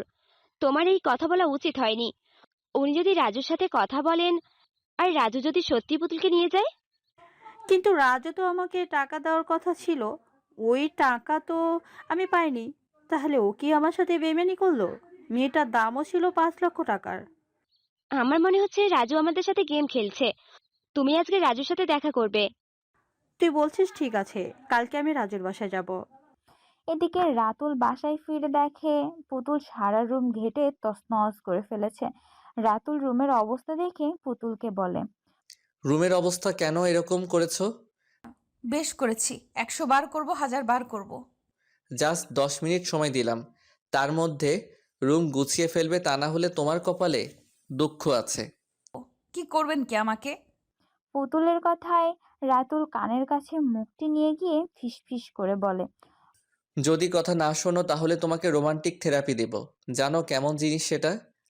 বাজে লোক একটা। আমি বাজে লোকই তো। আমি বাজে লোকটার সাথেই তোমাকে থাকতে হবে। আমি ছাড়া তোমার বিকল্প কোনো রাস্তা নেই। কথাটা বলে রাতুল রুম থেকে বের হতে চাইলে পুতুল বলে, আমি একা গোছাতে পারবো না, আপনাকে আমার সাথে থাকতে হবে। কোথায় কি ছিল আমি ঠিক মনে করতে পারছি না। পুতুলের কথা শুনে রাতুল বলে, আমি মণিখালাকে পাঠিয়ে দিচ্ছি, ও তোমাকে সাহায্য করবে। এদিকে আলিয়া বেগম আজ রাজুদের বাসায় এসেছে। রাজুকে দেখতে পেয়ে আলিয়া বেগম বলে, রাজু, তুই মেয়েটাকে কোথায় সরিয়ে রেখেছিস? তোর তো আমাকে পারবি না। মেয়ে 5 লক্ষ টাকা দেওয়ার কথা ছিল, তুই তো আমাকে কিছুই দিসনি। আলিয়া বেগমের কথা শুনে রাজু রেগে গেল আর বলল, কি সব কথা বলছো চাচি? আমি কাকে লুকিয়ে রেখেছি? কেন, তুই জানিস না? ন্যাকা সাচ্ছিস। পুতুল কোথায়? পুতুল কোথায় তা আমি কি করে জানবো? দেখ রাজু, একদম নাটক করবি না। আমি জানি তুই কি কাজ করিস। তো তাতে কি হয়েছে? আমি কি কাজ করে তাতে তোমার সাথে কি সম্পর্ক? তুই একদিন বলেছিলিস তুই পুতুলকে বিয়ে করতে চাস, তারপর ভোগ করে ওকে বিক্রি করতে চাস। এর বিনিময়ে তুই আমাকে 5 লক্ষ টাকা দিবি। ওর আব্বুকে যখন পুলিশ ধরে নিয়ে গেছিল তখনই তো তোর কাজটা করার কথা ছিল, তুই করলি না। তারপর ওর আব্বু আসার পর কি করলি? আর আমাকে কোনো টাকা পয়সা দিলি না। তুই বল, পুতুল কোথায় আছে? তুমি বিশ্বাস করো চাচি, আমি পুতুলের বিষয়ে কিছুই জানি না। আমার পুতুলকে পছন্দ ছিল, আমি সেজন্য বলেছিলাম। আর একটা দালালের সাথে আমার কথা হয়েছিল, কিন্তু আজ আমার পুতুলের সাথে কোনোদিন কোনো দেখাই হয়নি। আলিয়া বেগম দেখলো রাজুর চোখে মুখে চিন্তার ছাপ, তাই সে রাজুকে বলল, দেখো রাজু, আমাদের মধ্যে ঝগড়া করলে হবে না। তুই জানিস না পুতুল কোথায়, আমি জানি না পুতুল কোথায়। তাহলে পুতুল গেল কোথায়? এইদিকে আব্বু খুঁজে না পেলে সে ব্যবস্থা নেবে বলেছে, আমাদের দেখে নেওয়ার হুমকি দিয়েছে। তাহলে মেয়েটা কি কারোর সাথে ভেগে গেল? কার সাথে গেল? মনে হয় না কারোর সাথে প্রেম করেছিল। দেখো, তোমার মেয়ে মিনা কিছু করেন তো ওর সাথে? তুই কি বলছিস? মিনা যদি কিছু করে তাহলে আমি জানতে পারবো না? তোমার মেয়েকে বিশ্বাস আছে? কত ছোট ছোট ছেলের মাথা চিবিয়ে খেয়েছে তুমি জানো? না, মিনা কিছু করেনি, এই কথা আমি জোর দিয়ে বলতে পারি।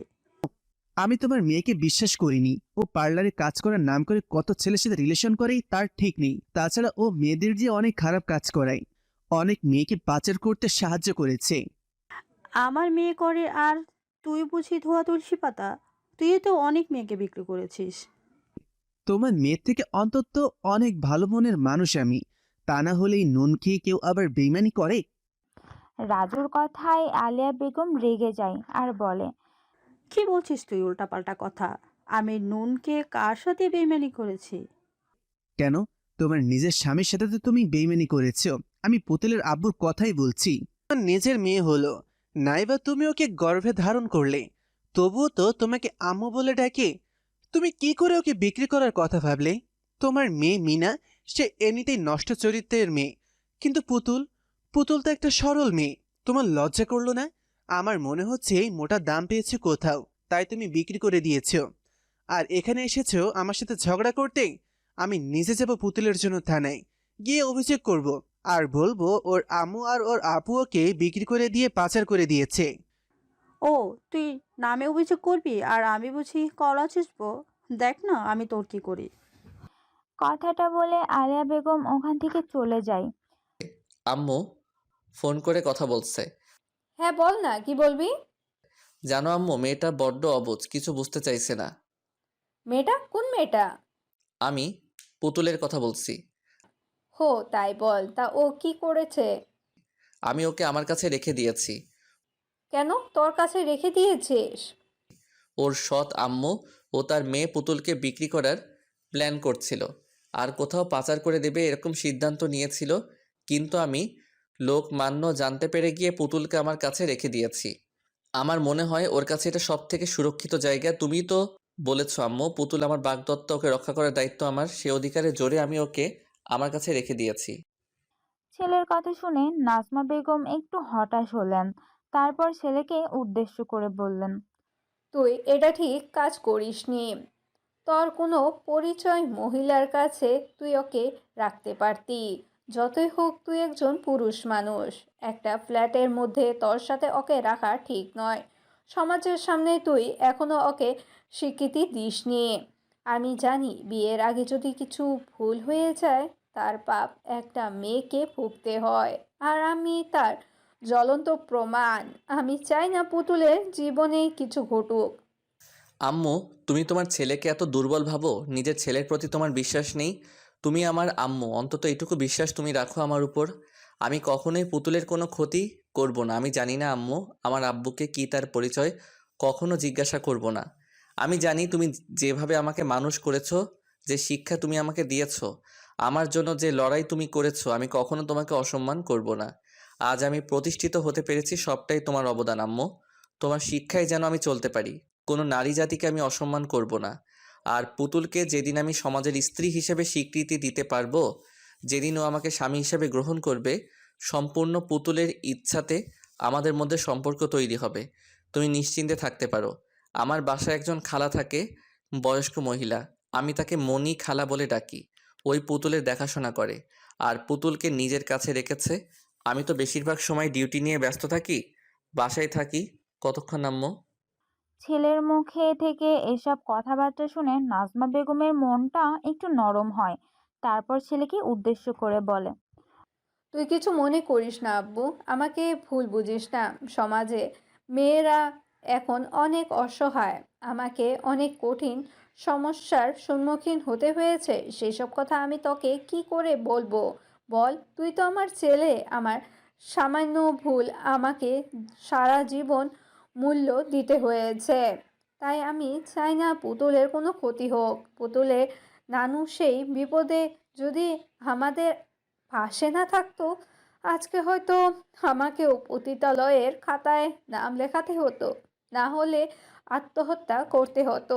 তুই আমার ছেলে হলেও এই কথাটা বলতে আমার কোনো লজ্জা নেই।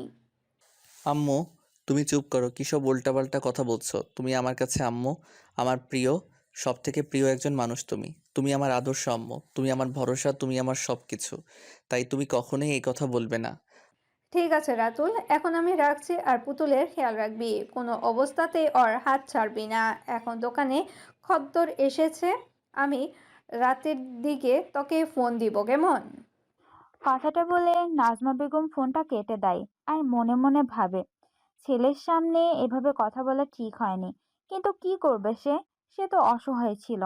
একটা সামান্য ভুলের জন্য সারা জীবন কষ্ট পেতে হচ্ছে। সে মানুষটাকেই বা কি দোষ দিব?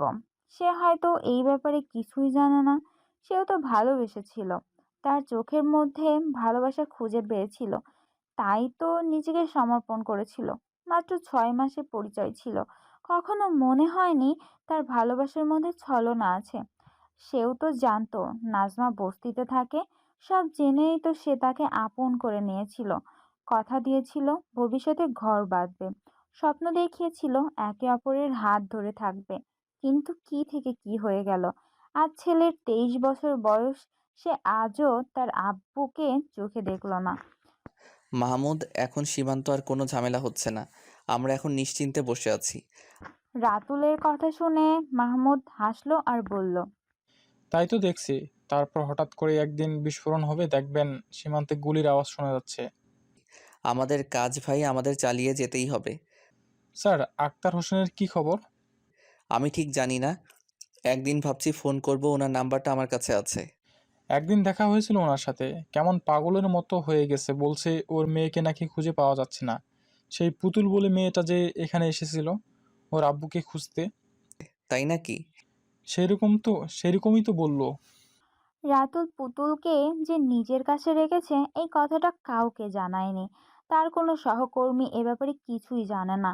রাতুল মাহমুদের থেকে উঁচু পোস্টে কাজ করে, তাই মাহমুদ তাকে স্যার বলে ডাকে। রাতের দিকে রাতুল বাসায় আসে, খুব জ্বর এসেছিল।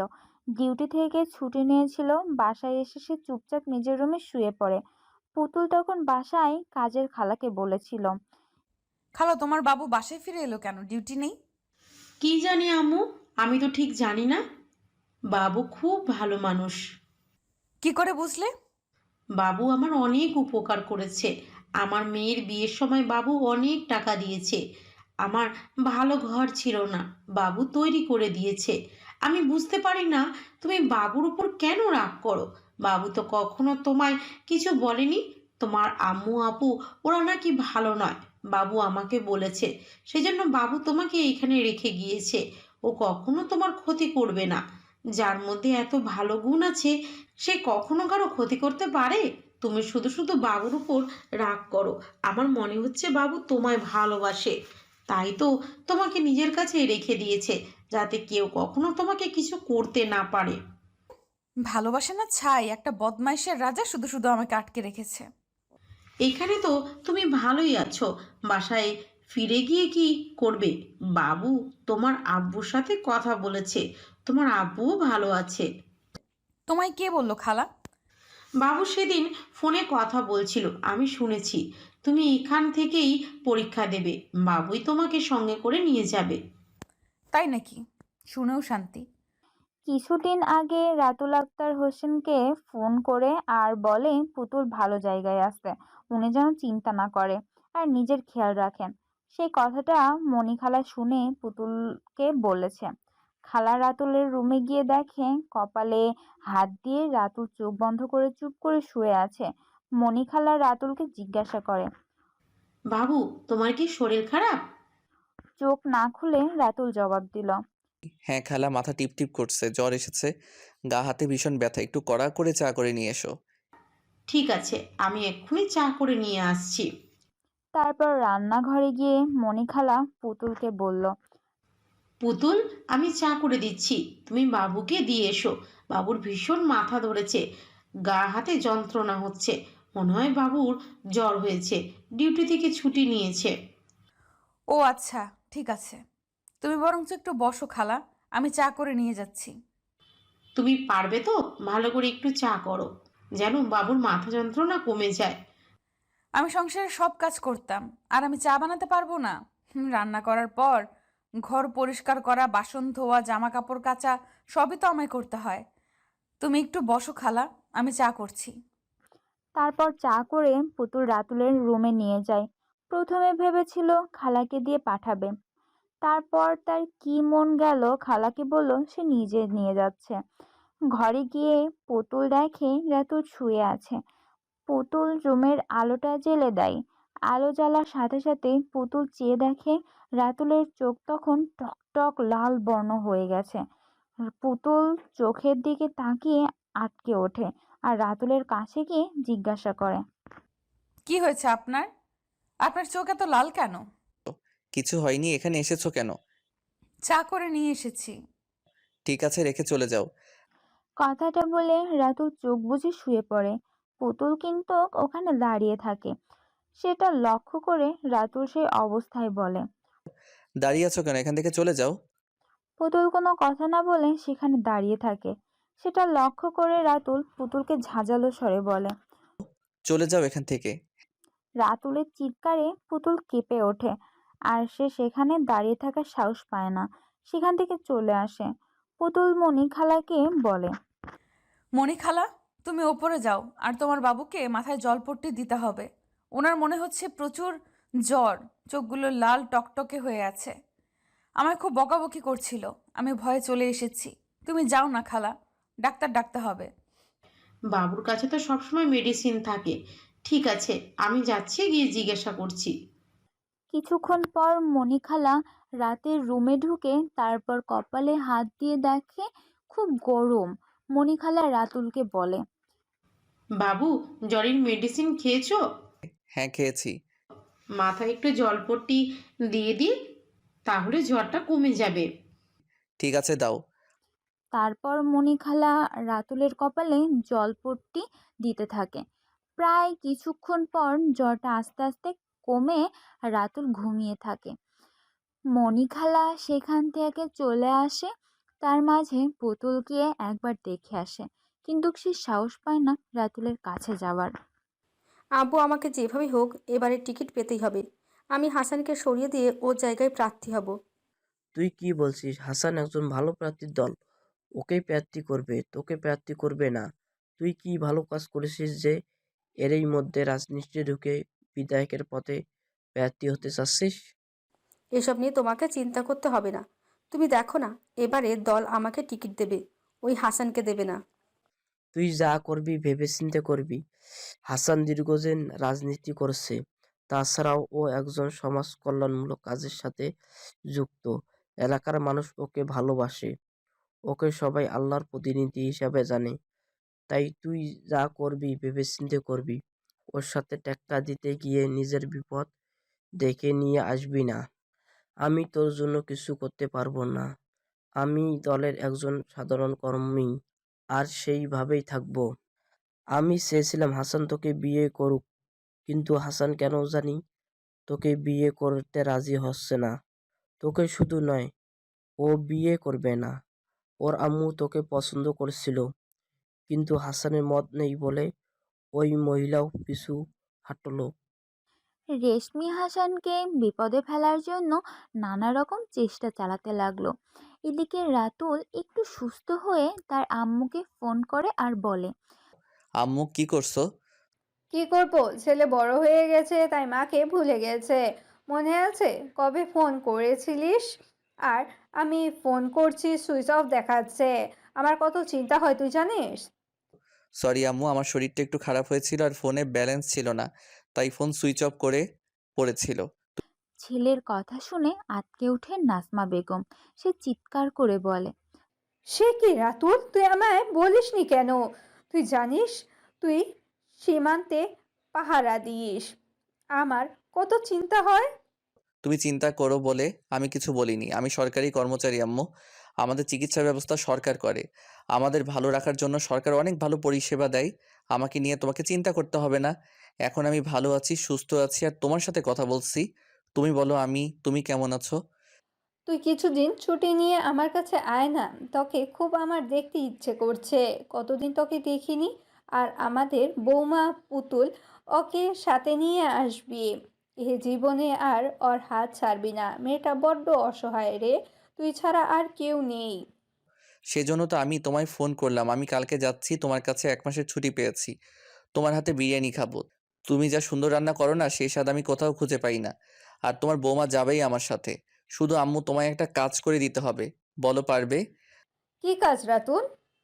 আমি তোমাকে পুতুলের আব্বুর ফোন নাম্বার দেব, তুমি ফোন করে সমস্ত বিষয়টা ওনাকে খুলে বলবে, আর উনি যেন পুতুলকে সব বুঝিয়ে বলে।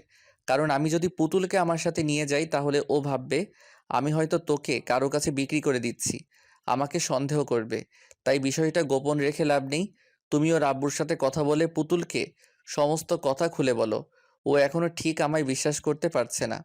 আমি একদিন শুধু ফোন করে পুতুলের আব্বুকে বলেছিলাম ওর মেয়ে ভালো জায়গায় আছে, উনি যেন চিন্তা না করে। তবুও আব্বুর মন তো, তাই তুমি একটু আমায় সাহায্য করো। ছেলের কথা শুনে নাজমা বেগম হাসলেন, তারপর বললেন, এই ব্যাপার তোকে চিন্তা করতে হবে না। তুই ফোন নাম্বারটা দে, আমি ওনার সাথে কথা বলছি। উনি একবার পুতুলকে নিয়ে আমাদের বাসায় এসেছিল। খুব ভালো মানুষ উনি, আমাকে আপু বলে ডাকে। আশা করি আমার কথা উনি বুঝতে পারবেন, আর এই বিষয়টা উনিও জানতেন। এরপর নাজমা বেগম রাতুলের কাছ থেকে ফোন নাম্বার নিয়ে আক্তার হোসেন চৌধুরীকে ফোন করে। কিছুক্ষণ বাজার পর আক্তার হোসেন ফোনটা রিসিভ করলো। হ্যালো বলতে ওপাশ থেকে নাজমা বেগম বলে ওঠে, হ্যালো, আসসালামু আলাইকুম। আমি কি আক্তার হোসেন চৌধুরীর সাথে কথা বলছি? ওয়ালাইকুম আসসালাম। হ্যাঁ, আমি আক্তার হোসেন চৌধুরী কথা বলছি। বলুন, আপনি কি বলছেন? ভাইয়া, আমি নাজমা বেগম বলছিলাম। আয়শাদের বাসায় আমি থাকতাম ছোট রাতুলকে নিয়ে, মনে আছে আপনার? আপনি এসেছিলেন একবার বাসায় পুতুলকে নিয়ে। কিছুক্ষণ চিন্তা করার পর আক্তার হোসেনের মনে পড়ে গেল। তারপর বলল, কি বলছেন আপু? আপনাকে চিনতে পারবো না? আপনি ভালো আছেন? আলহামদুলিল্লাহ, আমি ভালো আছি। আপনি ভালো আছেন? আলহামদুলিল্লাহ। কি ব্যাপার, কোথা থেকে আমার ফোন নাম্বার পেলেন? আর এতদিন পর আপনি কেমন আছেন? রাতুল বাবা কেমন আছে? ভালো আছি। যে জন্য ফোন করেছিলাম, রাতুল নাম্বার দিয়েছে আমাকে। আপনাকে যে বর্ডারের লোক অ্যারেস্ট করেছিল, সেই রাতুল আমার ছেলে। ও বিএসএফে চাকরি করে। ও, তাই নাকি? ওই ছেলেটাই রাতুল? হ্যাঁ, ও আমার ছেলে রাতুল। আর একটা কথা বলছি, পুতুলের চিন্তা করতে হবে না, পুতুল ভালো জায়গায় আছে। আপনি কি করে জানলেন? আমার ছেলে বলেছে। সৎ আম্মু ও আপু ওরা ভালো নয়, পুতুলকে বিক্রি করার ব্যবস্থা করেছিল। আমার ছেলে জানতে পেরে গেছে, তাই পুতুলকে নিজের কাছে রেখেছে। আপনি নিশ্চয় জানেন, আয়েশার সাথে আমার কথা হয়েছিল। ওরা যখন বড় হবে, রাতুলের সাথে পুতুলের বিয়ে হবে। রাতুল যেদিন আপনাদের বাসায় আপনাকে দিতে গিয়েছিল, সেদিন দেওয়ালে টাঙানো ফটো দেখে পুতুলকে চিনতে পারেন। তারপর আমাকে রাতুল সব কথা বলে। আমি ওকে বলেছিলাম পুতুল তার বাগদত্তা, ওকে রক্ষা করার দায়িত্ব তোর। তারপর রাতুল একজন লোক নিয়োগ করে আপনাদের বাসায়, সে খবর দেয়। তারপর রাতুল পুতুলকে নিজের কাছে রেখে কালকে পুতুলকে নিয়েও আমার বাসায় আসবে। আপনি চিন্তা করবেন না। আপনি পুতুলকে একটু বুঝিয়ে বলুন, ও বিশ্বাস করতে চাইছে না, ও রাতুলকে সন্দেহ করছে। আপনি পুতুলের সাথে কথা বলুন, আমি রাতুলের নাম্বার দিচ্ছি। নাজমা বেগমের কাছ থেকে নাম্বার নিয়ে আক্তার হোসেন রাতুলের নাম্বারে ফোন করে রাতুল পুতুলের কাছে ফোনটা দিয়ে বলে, তোমার আব্বু ফোন করেছে, কথা বলো। আব্বু ফোন করেছে শুনে রাতুলের কাছ থেকে ফোনটা ছো মেরে নিয়ে নেয় পুতুল। তারপর কাঁদতে কাঁদতে বলে, আসসালামু আলাইকুম আব্বু, কেমন আছো? ওয়ালাইকুম আসসালাম। আলহামদুলিল্লাহ। তুমি কেমন আছো? ভালো নেই, এই ভদ্রলোক আমাকে জোর করে রেখে দিয়েছে এখানে। এই ভদ্রলোক তোমাকে জোর করে রাখেনি, আমি বলেছি রেখে দিতে। তোমার আম্মু ও আপুরা ভালো নয়, ওরা তোমার ক্ষতি করতে চাইছে। তাই আমি রাতুলের সাথে আলোচনা করে তোমাকে ওখানে রেখে দিয়েছি। ওটা তোমার সুরক্ষিত জায়গা। আর একটা কথা, রাতুল তোমার হবু স্বামী। তোমার আম্মু রাতুলের সাথে বিয়ে ঠিক করেছে। তুমি যেদিন পৃথিবীতে আসো সেই দিনই তোমার আম্মু আর রাতুলের আম্মুর ইচ্ছাতেই এর সম্বন্ধ ঠিক হয়েছে, যেটা তুমি অস্বীকার করতে পারো না। তুমি যদি অস্বীকার করো, তোমার মৃত আম্মু কষ্ট পাবে, আল্লাহ পাপ দেবে। রাতুল খুব ভালো ছেলে, আমি ওকে চিনি। তাই তুমি নিশ্চিন্তে ওর সাথে থাকতে পারো। তুমি কালকে ওর সাথে ওর বাসায় যাবে, আর ওখানে তোমার সাথে রাতুলের বিয়ে হবে। আমি ঠিক সময় ওখানে পৌঁছে যাব, তোমাকে চিন্তা করতে হবে না। রাতুলের আম্মুর সাথে আমার কথা হয়েছে, উনি খুব ভালো মহিলা। ওটা তোমার নানুর বাসা, তুমি নিশ্চিন্তে ওখানে থাকতে পারো। তোমার নানু তোমাকে আশীর্বাদ করবে। এরপর আব্বুর কথাগুলো মন দিয়ে শুনল পুতুল। তারপর বলল, ঠিক আছে আব্বু, তোমাকে চিন্তা করতে হবে না, তুমি যা বলছো আমি তাই করব। তার পরের দিন রাতুল পুতুলকে নিয়ে তাদের বাসার উদ্দেশ্যে রওনা হয়। পুতুলকে দেখে নাজমা বেগম জড়িয়ে ধরে কাঁদতে শুরু করে দেয় আর বলে, আয়েশার মেয়ে এত সুন্দর হয়েছে। হায় আম্মু, তুই আমার কাছে আয়। নাজমা বেগমের ডাকে কি ছিল কে জানে, পুতুল নিজেকে ধরে রাখতে পারল না।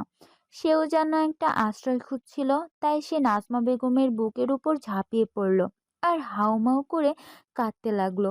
সেটা দেখে রাতুল বলল, এটা দেখছি স্বামীকে চিনতে পারিনি, কিন্তু শাশুড়িকে তো ঠিক চিনে ফেলেছে। ছেলের কথা শুনে নাজমা বেগম হেসে বলল, কেন, তোর হিংসে হচ্ছে? না না, হিংসা কেন হবে? তোমার বৌমা আমাকে এতদিন যা জ্বালিয়েছে, আমি তার শোধ নেব। এই আমার বৌমাকে কিচ্ছু বলবি না, যদি কিছু বলিস তাহলে আমি কিন্তু তোকে মারবো। নাজমা বেগম পুতুলকে খুব যত্ন করে নিজের হাতে খাইয়ে দেয়। তারপর ছোটবেলার ফটো দেখে পুতুলকে বলে, তুই যদি পৃথিবীতে আসিস সেদিন আমি প্রথম থেকেই তোকে কোলে নিয়েছিলাম। আর তোরে আম্মুকে বলেছিলাম তুই যখন বড় হবি আমি তোকে আমার বৌমা বানাবো। তোর নানু আমার জন্য অনেক কিছু করেছে রে, আমি কিছুই করতে পারিনি। তুমি খুব ভালো আম্মু, আমার নয়, তোমাকে জড়িয়ে ধরে ঘুমাতে ইচ্ছে করছে। যতদিন না তোর বিয়ে হচ্ছে ততদিন তুই আমাকে জড়িয়ে ধরে শুবি, কিন্তু বিয়ে হয়ে গেলে তুই তখন আমার ছেলের কাছে থাকবি আর তাকে জড়িয়ে ধরে শুবি। নাজমা বেগমের কথা শুনে পুতুল তো লজ্জা পেয়ে যায়। বা, মেয়ে দেখছি আমার লজ্জা পায়। তারপর দিন নাজমা বেগম খুব সকালে দোকানে চলে যায়। তার আগে পুতুলকে ঘুম থেকে তোলে আর বলে, পুতুল, সকাল হয়ে গেছে, আমি দোকানে যাব। সরি, একটু ঘুমিয়ে পড়েছিলাম, দেরি হয়ে গেল। ঠিক আছে সোনা, সমস্যা নেই, আস্তে আস্তে সব ঠিক হয়ে যাবে। শোন না, আমি এখন দোকানে যাব, সব কাজ করা আছে, আমি এসে রান্না করব, দুপুর 12টার মধ্যে চলে আসব। চা করা আছে, ফ্ল্যাক্সে ঢালা আছে। তুই আমার ছেলেকে একটু গরম করে দিবি, যদিও গরম আছে তবুও গরম করে দিবি। রাতুল এখন ঘুমাচ্ছে, ও যখন উঠবে চা আর পরোটা দিবি। ঠিক আছে আম্মু। তোর খাবার টেবিলে রাখা আছে, ফ্রেশ হয়ে খেয়ে নিবি। আর আমি টিভি চালিয়ে দিয়ে যাচ্ছি, বসে টিভি দেখবি। বাসায় কেউ এলে দরজা খোলার দরকার নেই। কথাটা বলে নাজমা বেগম দোকানে চলে যায়। আর পুতুল খাবার পর টিভি দেখে। টিভিতে কার্টুন দেখছে আর হেসে কড়াকড়ি খাচ্ছি। রাতুল কখন যে উঠে ওর পাশে এসে দাঁড়িয়েছে সেটা পুতুল খেয়াল করে না।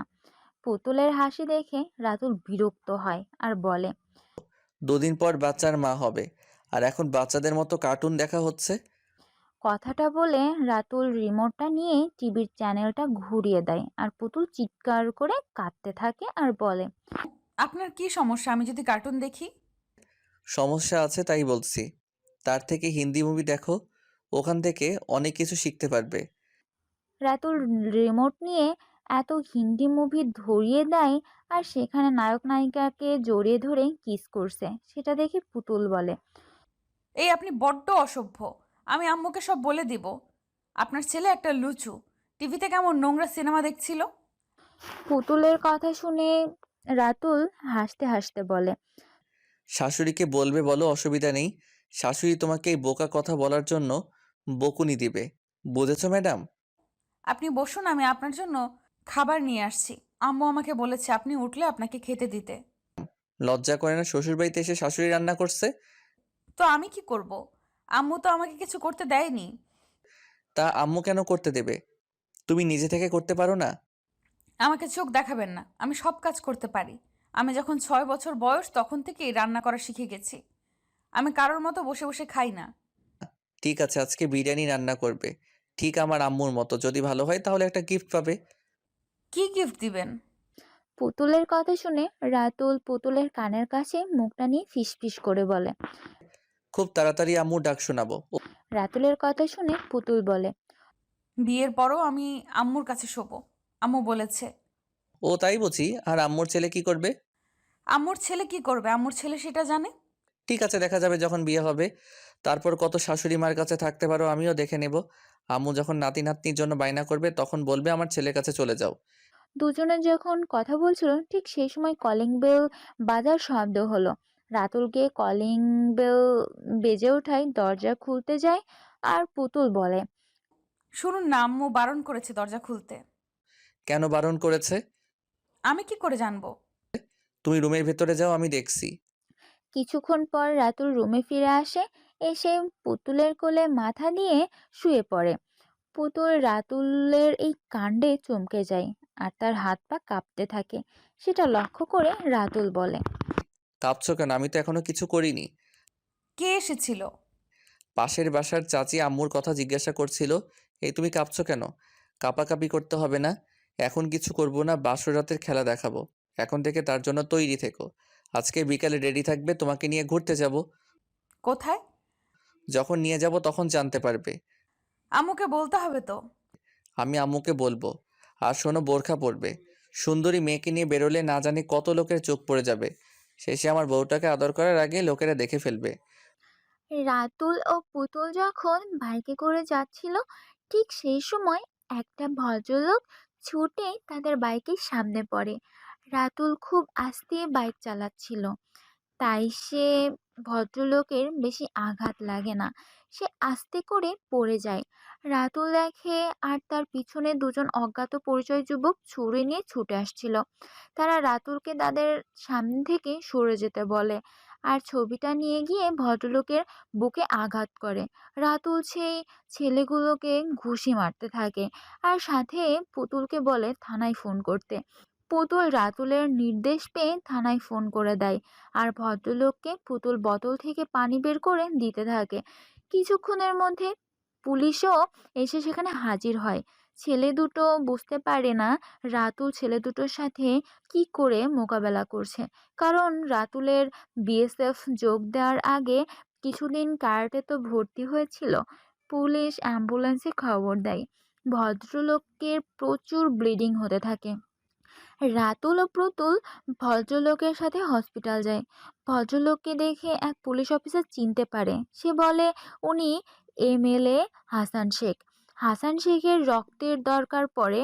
রাতুল বলে সে রক্ত দেবে। হাসান শেখ ও রাতুলের রক্তের গ্রুপ এক হয়, তাই কোনো সমস্যা হয় না। রাতুল হাসান শেখকে রক্ত দেয়। কিছুক্ষণের মধ্যেই মিডিয়ার লোক চলে আসে। চারিদিকে খবর উঠে যায় এমএলএ হাসান শেখকে কেউ বা কারা মারতে চেয়েছিল। পুলিশ জিজ্ঞাসা কাদের জন্য ছেলে দুটোর নিজের হেফাজতে রাখে। অনেক রাত হয়ে যায়। পুতুল রাতুল নিয়ে বাসায় না আসার জন্য নাজমা বেগম চিন্তা করতে থাকে। উদ্বিগ্ন হয়ে ছেলে রাতুলকে ফোন করে আর বলে, রাতুল, অনেক রাত হয়ে গেছে, তুই বাসায় আসছিস না কেন? আর পুতুল কোথায়? পুতুল আমার সাথেই আছে। আমরা এখন হসপিটালে আছি। ছেলের মুখ থেকে হসপিটালের কথা শুনে নাজমা বেগম বলে, হসপিটালে? হসপিটালে কেন গিয়েছিস? কার কি হয়েছে? আসলে আমি যখন পুতুলকে নিয়ে যাচ্ছিলাম ঠিক তখন এক ভদ্রলোক ছুটে এসে আমাদের বাইকের উপরে পড়ে। তারপর সমস্ত ঘটনা রাতুল তার আম্মুকে বলতে থাকে। তারপর বলে, জানো আম্মু, ভদ্রলোক নাকি একজন নামকরা এমএলএ হাসান শেখ। উনি আবার একজন সমাজকর্মী। সমাজের অনেক মানুষের উপকার করেন। হসপিটালে প্রচুর লোক এসেছে। কিছুক্ষণের মধ্যে ওনার পরিবারের লোকও চলে আসবে। পুলিশ জিজ্ঞাসাবাদ করছে, সেজন্য আমাদের যেতে দেরি হচ্ছে। তুমি চিন্তা করো না, পুতুল আমার সাথেই আছে। সেরকম হলে তুমি ঘুমিয়ে পড়ো। আমরা কিছুক্ষণের মধ্যে যাচ্ছি। জানো আম্মু, ভদ্রলোকের রক্তের দরকার ছিল আর আমার সাথে অনেক গ্রুপে ম্যাচ হয়ে গেছে, তাই আমি ওনাকে রক্ত দিয়েছি। রাতুল একভাবে কথাগুলো ওর আম্মুকে বলতে লাগলো, কিন্তু ওর আম্মু কোনো সাড়া দিচ্ছে না দেখে রাতুল বলল, আম্মু তুমি কথা বলছো না কেন? আমি কি বলছি তুমি শুনতে পাচ্ছ না? আম্মু। ছেলের অনেক ডাকার পর নাজমা বেগম বলল, কেন হাসপাতালে আছিস তোরা? ছেলের মুখ থেকে হসপিটালের নাম শুনে নাজমা বেগম বলল, ঠিক আছে, তোরা বাসায় চলে আয়। আর ভদ্রলোক এখন কেমন আছে? 72 ঘন্টা না কাটলে কিছু বলা যাবে না। এই ঘটনা ঘটার 3 দিন হয়ে যায়। হাসান শেখের জ্ঞান ফিরে আসে। ছেলের মুখে থেকে নাজমা বেগম এই ঘটনা শুনে তার মনটা কেমন যেন উথাল পাথাল হতে থাকে। সে নিজেকে স্থির রাখতে পারছে না। তার ভালোবাসার মানুষটাও তো হাসান শেখ। তার ইচ্ছা ছিল রাজনীতি করার, সেই সাথে সমাজসেবা। সেই হাসান শেখ আর এই হাসান শেখ এক নয় তো। নানা রকম দোলা চলে নাজমা বেগম।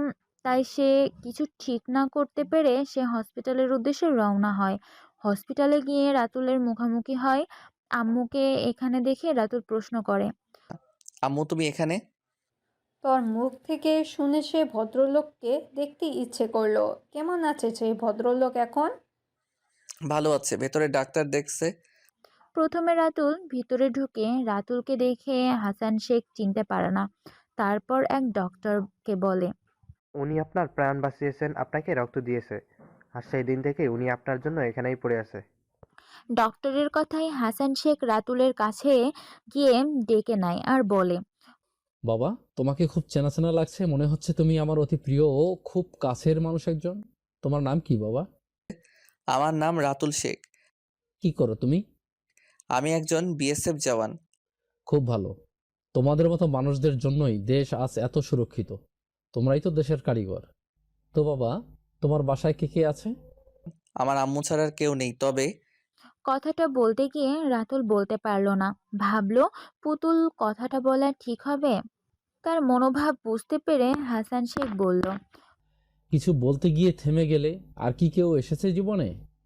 হ্যাঁ, একটা মেয়ে অনেকদিন আগে আম্মু আমার সাথে তার বিয়ে ঠিক করে রেখেছে। ঘটনাচক্রে সে হারিয়ে গিয়েছিল, আবার সে আমাদের জীবনে ফিরে এসেছে। তাই শুনে খুব ভালো লাগলো। আমিও জীবন থেকে অনেক কিছু হারিয়ে ফেলেছি। তোমার মতো কেউ যদি আমার জীবনে ফিরে আসে, আমিও খুব খুশি হব। আল্লাহর কাছে দোয়া করছি আপনার প্রার্থনা যেন মঞ্জুর হয়। আমার বিশ্বাস আল্লাহ যেন আপনাকে নিরাশ করবে না। তোমার কথা যেন সত্যি হয় বাবা। তাকে যে আমার অনেক কিছু বলার আছে, সে কেন হারিয়ে গেল আমার জীবন থেকে। আমি মারা যাওয়ার আগে যেন তার সাথে একবার দেখা করতে পারি। কথাটা বলতে গিয়ে হাসান শেখের চোখ দিয়ে কয়েক ফোঁটা নোনা জল গড়িয়ে পড়ল। সেটা রাতুল খেয়াল করে হাসান শেখের উদ্দেশ্য করে বলল, স্যার, আপনার সাথে একটা কথা ছিল। হ্যাঁ, বলো। এই কদিন হসপিটালে দেখছি আপনাকে বহু মানুষ ভালোবাসে। সবাই আপনাকে দেখতে আসছে, সবাই আপনার জন্য দোয়া করছে। আমার খুব ভালো লাগছে যে একটা ভালো মানুষের জন্য আমি কিছু করতে পেরেছি। তাই একটা অনুরোধ ছিল, আমার আম্মু এসেছে, উনি আমার মুখ থেকে আপনার কথা শুনে আমার সাথে দেখা করতে চাই। দেখা করবেন? হ্যাঁ, অবশ্যই দেখা করব। নিয়ে এসো তোমার আম্মুকে। তারপর রাতুল বাইরে এসে তার আম্মুকে নিয়ে হাসান শেখের কাছে গেল। হাসান শেখকে দেখে রাতুল বলল, স্যার, এটা আমার আম্মু। আর আম্মু এসে ভদ্রলোক যাকে আমি রক্ত দিয়ে জীবন বাঁচিয়েছি। কথাটা বলতেই হাসান শেখ নাজমা বেগমের দিকে তাকিয়ে রইল। আর নাজমা বেগম হাসান শেখের দিকে তাকাতে গিয়ে তার মাথার থেকে ঘোমটা খুলে যায়। অনেক দিন পর হলো দুজন দুজনকে চিনতে পেরে আর চমকে যায়। নাজমা বেগম কোনো উপায় না দেখে সেখান থেকে বেরিয়ে আসতে চাইলে হাসান শেখ চিৎকার করে বলে ওঠে আর বলে, নাজমা, তুমি কোথাও যাবে না। কথাটা বলে হাসান শেখ বেড থেকে নামতে গেলে সেখানে উল্টে পড়ে যায়। নাজমা বেগম ছুটে আসে হাসান শেখকে ধরতে যায়। রাতুল প্রথমে কিছু বুঝতে পারে না। সে তার আম্মুর হাসান শেখকে ধরে বেডে বসায়। হাসান শেখ নাজমা বেগমকে জড়িয়ে ধরে কাঁদতে থাকে আর বলে, কোথায় হারিয়ে গিয়েছিলে নাজমা? আমার ভালোবাসায় তোমার বিশ্বাস ছিল না? আরেকটু অপেক্ষা করতে পারতে। আমি তো কথা দিয়েছিলাম সারা জীবন তোমার পাশে থাকবো। নাজমা বেগম কি বলবে বুঝতে পারল না। সে রাতুলকে দেখিয়ে বলল, এর নাম রাতুল, এ তোমার ছেলে।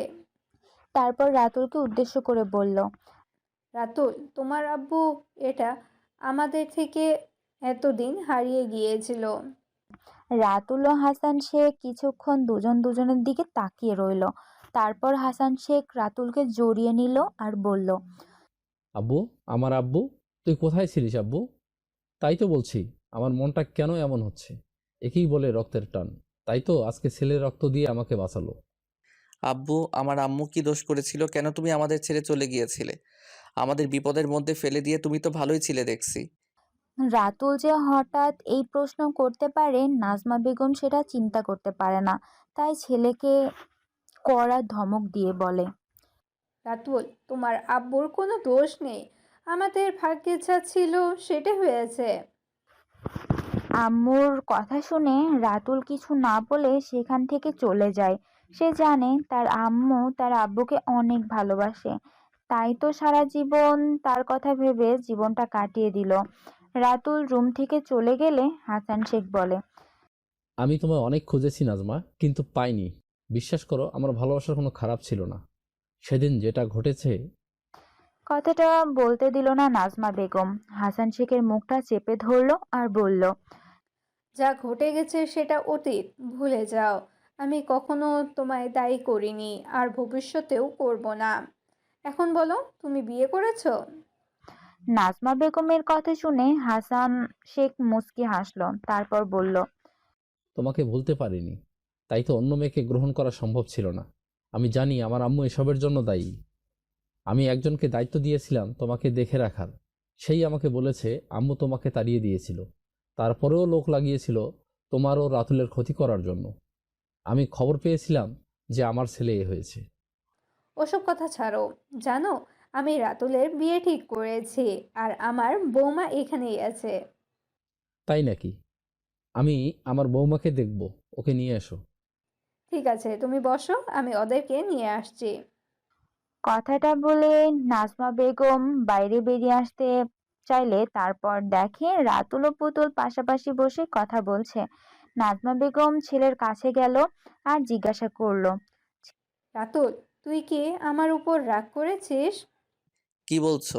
আমি রাগ, তাও তোমার উপর? সম্ভব? তুমি বলো আম্মু। আমি জানি তুমি আব্বুকে খুব ভালোবাসো, তাই তো আমি রুম থেকে বেরিয়ে এলাম, যাতে তুমি আব্বুর সাথে কথা বলতে পারো। আম্মু, আমি তোমার প্রতিটা রাতের কান্নার সাক্ষী। আমি জানি তুমি কতটা কষ্টে ছিলে। আজকে আব্বুকে দেখে, তোমার মুখে হাসি দেখে আমার মনে হয়েছে যে সুখ আমি তোমায় দিতে পারিনি আম্মু। আজ আব্বুকে দেখার পর তোমার মুখে সেই হাসি দেখতে পেয়েছি আমি। খুব খুশি আম্মু। আব্বুর উপর একটু রাগ ছিল, অনেক অভিমান ছিল, কিন্তু তোমার মুখের সেই হাসির দিকে তাকিয়ে আমি সব কিছু ভুলে গেছি। ছেলের মুখ থেকে কথা শুনে নাজমা বেগম বলে, থাক, আর জ্ঞান দিতে হবে না। ছেলের কাছ থেকে এটা শুনতে শুধু বাকি ছিল। পুতুল, চলো, তোমার শ্বশুর ডাকছে তোমাকে দেখবে বলে। তারপর রাতুল ও পুতুলকে সাথে নিয়ে নাজমা বেগম হাসান শেখের কাছে আসে আর বলে, তোমার ছেলে ও ছেলের বউকে আশীর্বাদ করবে না? কেমন আছো মা? আলহামদুলিল্লাহ। আপনি কেমন আছেন? তোমাদের দেখার পর বলবো না খারাপ আছি, খুব ভালো আছি। আব্বু রেগে আছো আমার ওপর? আব্বু হিসেবে কোনো কাজ আমি করতে পারিনি, তবে খুব ভালো দাদু হব। তোমরা তাড়াতাড়ি বিয়ে করে নাও আর আমাকে একটা ভালো খবর দাও। আমি বাকি জীবনটা আমার নাতি নাতনিকে নিয়ে সুখে থাকতে চাই। হাসান শেখ যেরকম কথা বলতে পারে প্রথম সেটা ভাবতে পারেনি, তাই পুতুল লজ্জা পেয়ে সেখান থেকে চলে যায়। কিছুক্ষণ পর নাজমা বেগম বলে, জানেন পুতুল আমার বড় দুঃখী মেয়ে। ওর নামটা আমারই দেওয়া। আমাদের ছেলের সাথে মিল করে ওর নাম রেখেছিলাম পুতুল। ওর নানু আমাদের বিপদে সাহায্য করেছিল। সেই দিন যদি উনি আমার সাহায্য না করতেন, আজ হয়তো আমাদেরকে দেখতে পারতেন না। আর 5 জনের মতন আমরা। কথাটা শেষ করতে পারলো না, তার আগে রাতুল বলল, বারবার এক কথা বলো কেন? হাসান শেখের হসপিটাল থেকে ছুটি হয়ে গেল। সে নিজের থেকেই রাতুল নাজমা বেগমের সাথে তাদের বাসায় যাওয়ার সিদ্ধান্ত নেয়। এরই মাঝে তদন্ত শুরু হয়ে যায়। জানা যায় রেশমি এমএলএ এর টিকিট পাওয়ার জন্য দলের খুব চাপ সৃষ্টি করেছিল, কিন্তু দল হাসান শেখকে টিকিট দেওয়ায় সিদ্ধান্ত নেয়। সেজন্য রেশমি লোক লাগিয়ে হাসান সাহেবকে মারার পরিকল্পনা করে। পুলিশ রেশমি গ্রেফতার করে। রাতুল কাজে জয়েন করে। সেখানে গিয়ে সে জানতে পারে মিনা ও আলেয়া বেগম আবার আগের মতো সীমান্ত দিয়ে শিশু নারীদের পাচার করার কাজে লেগেছে।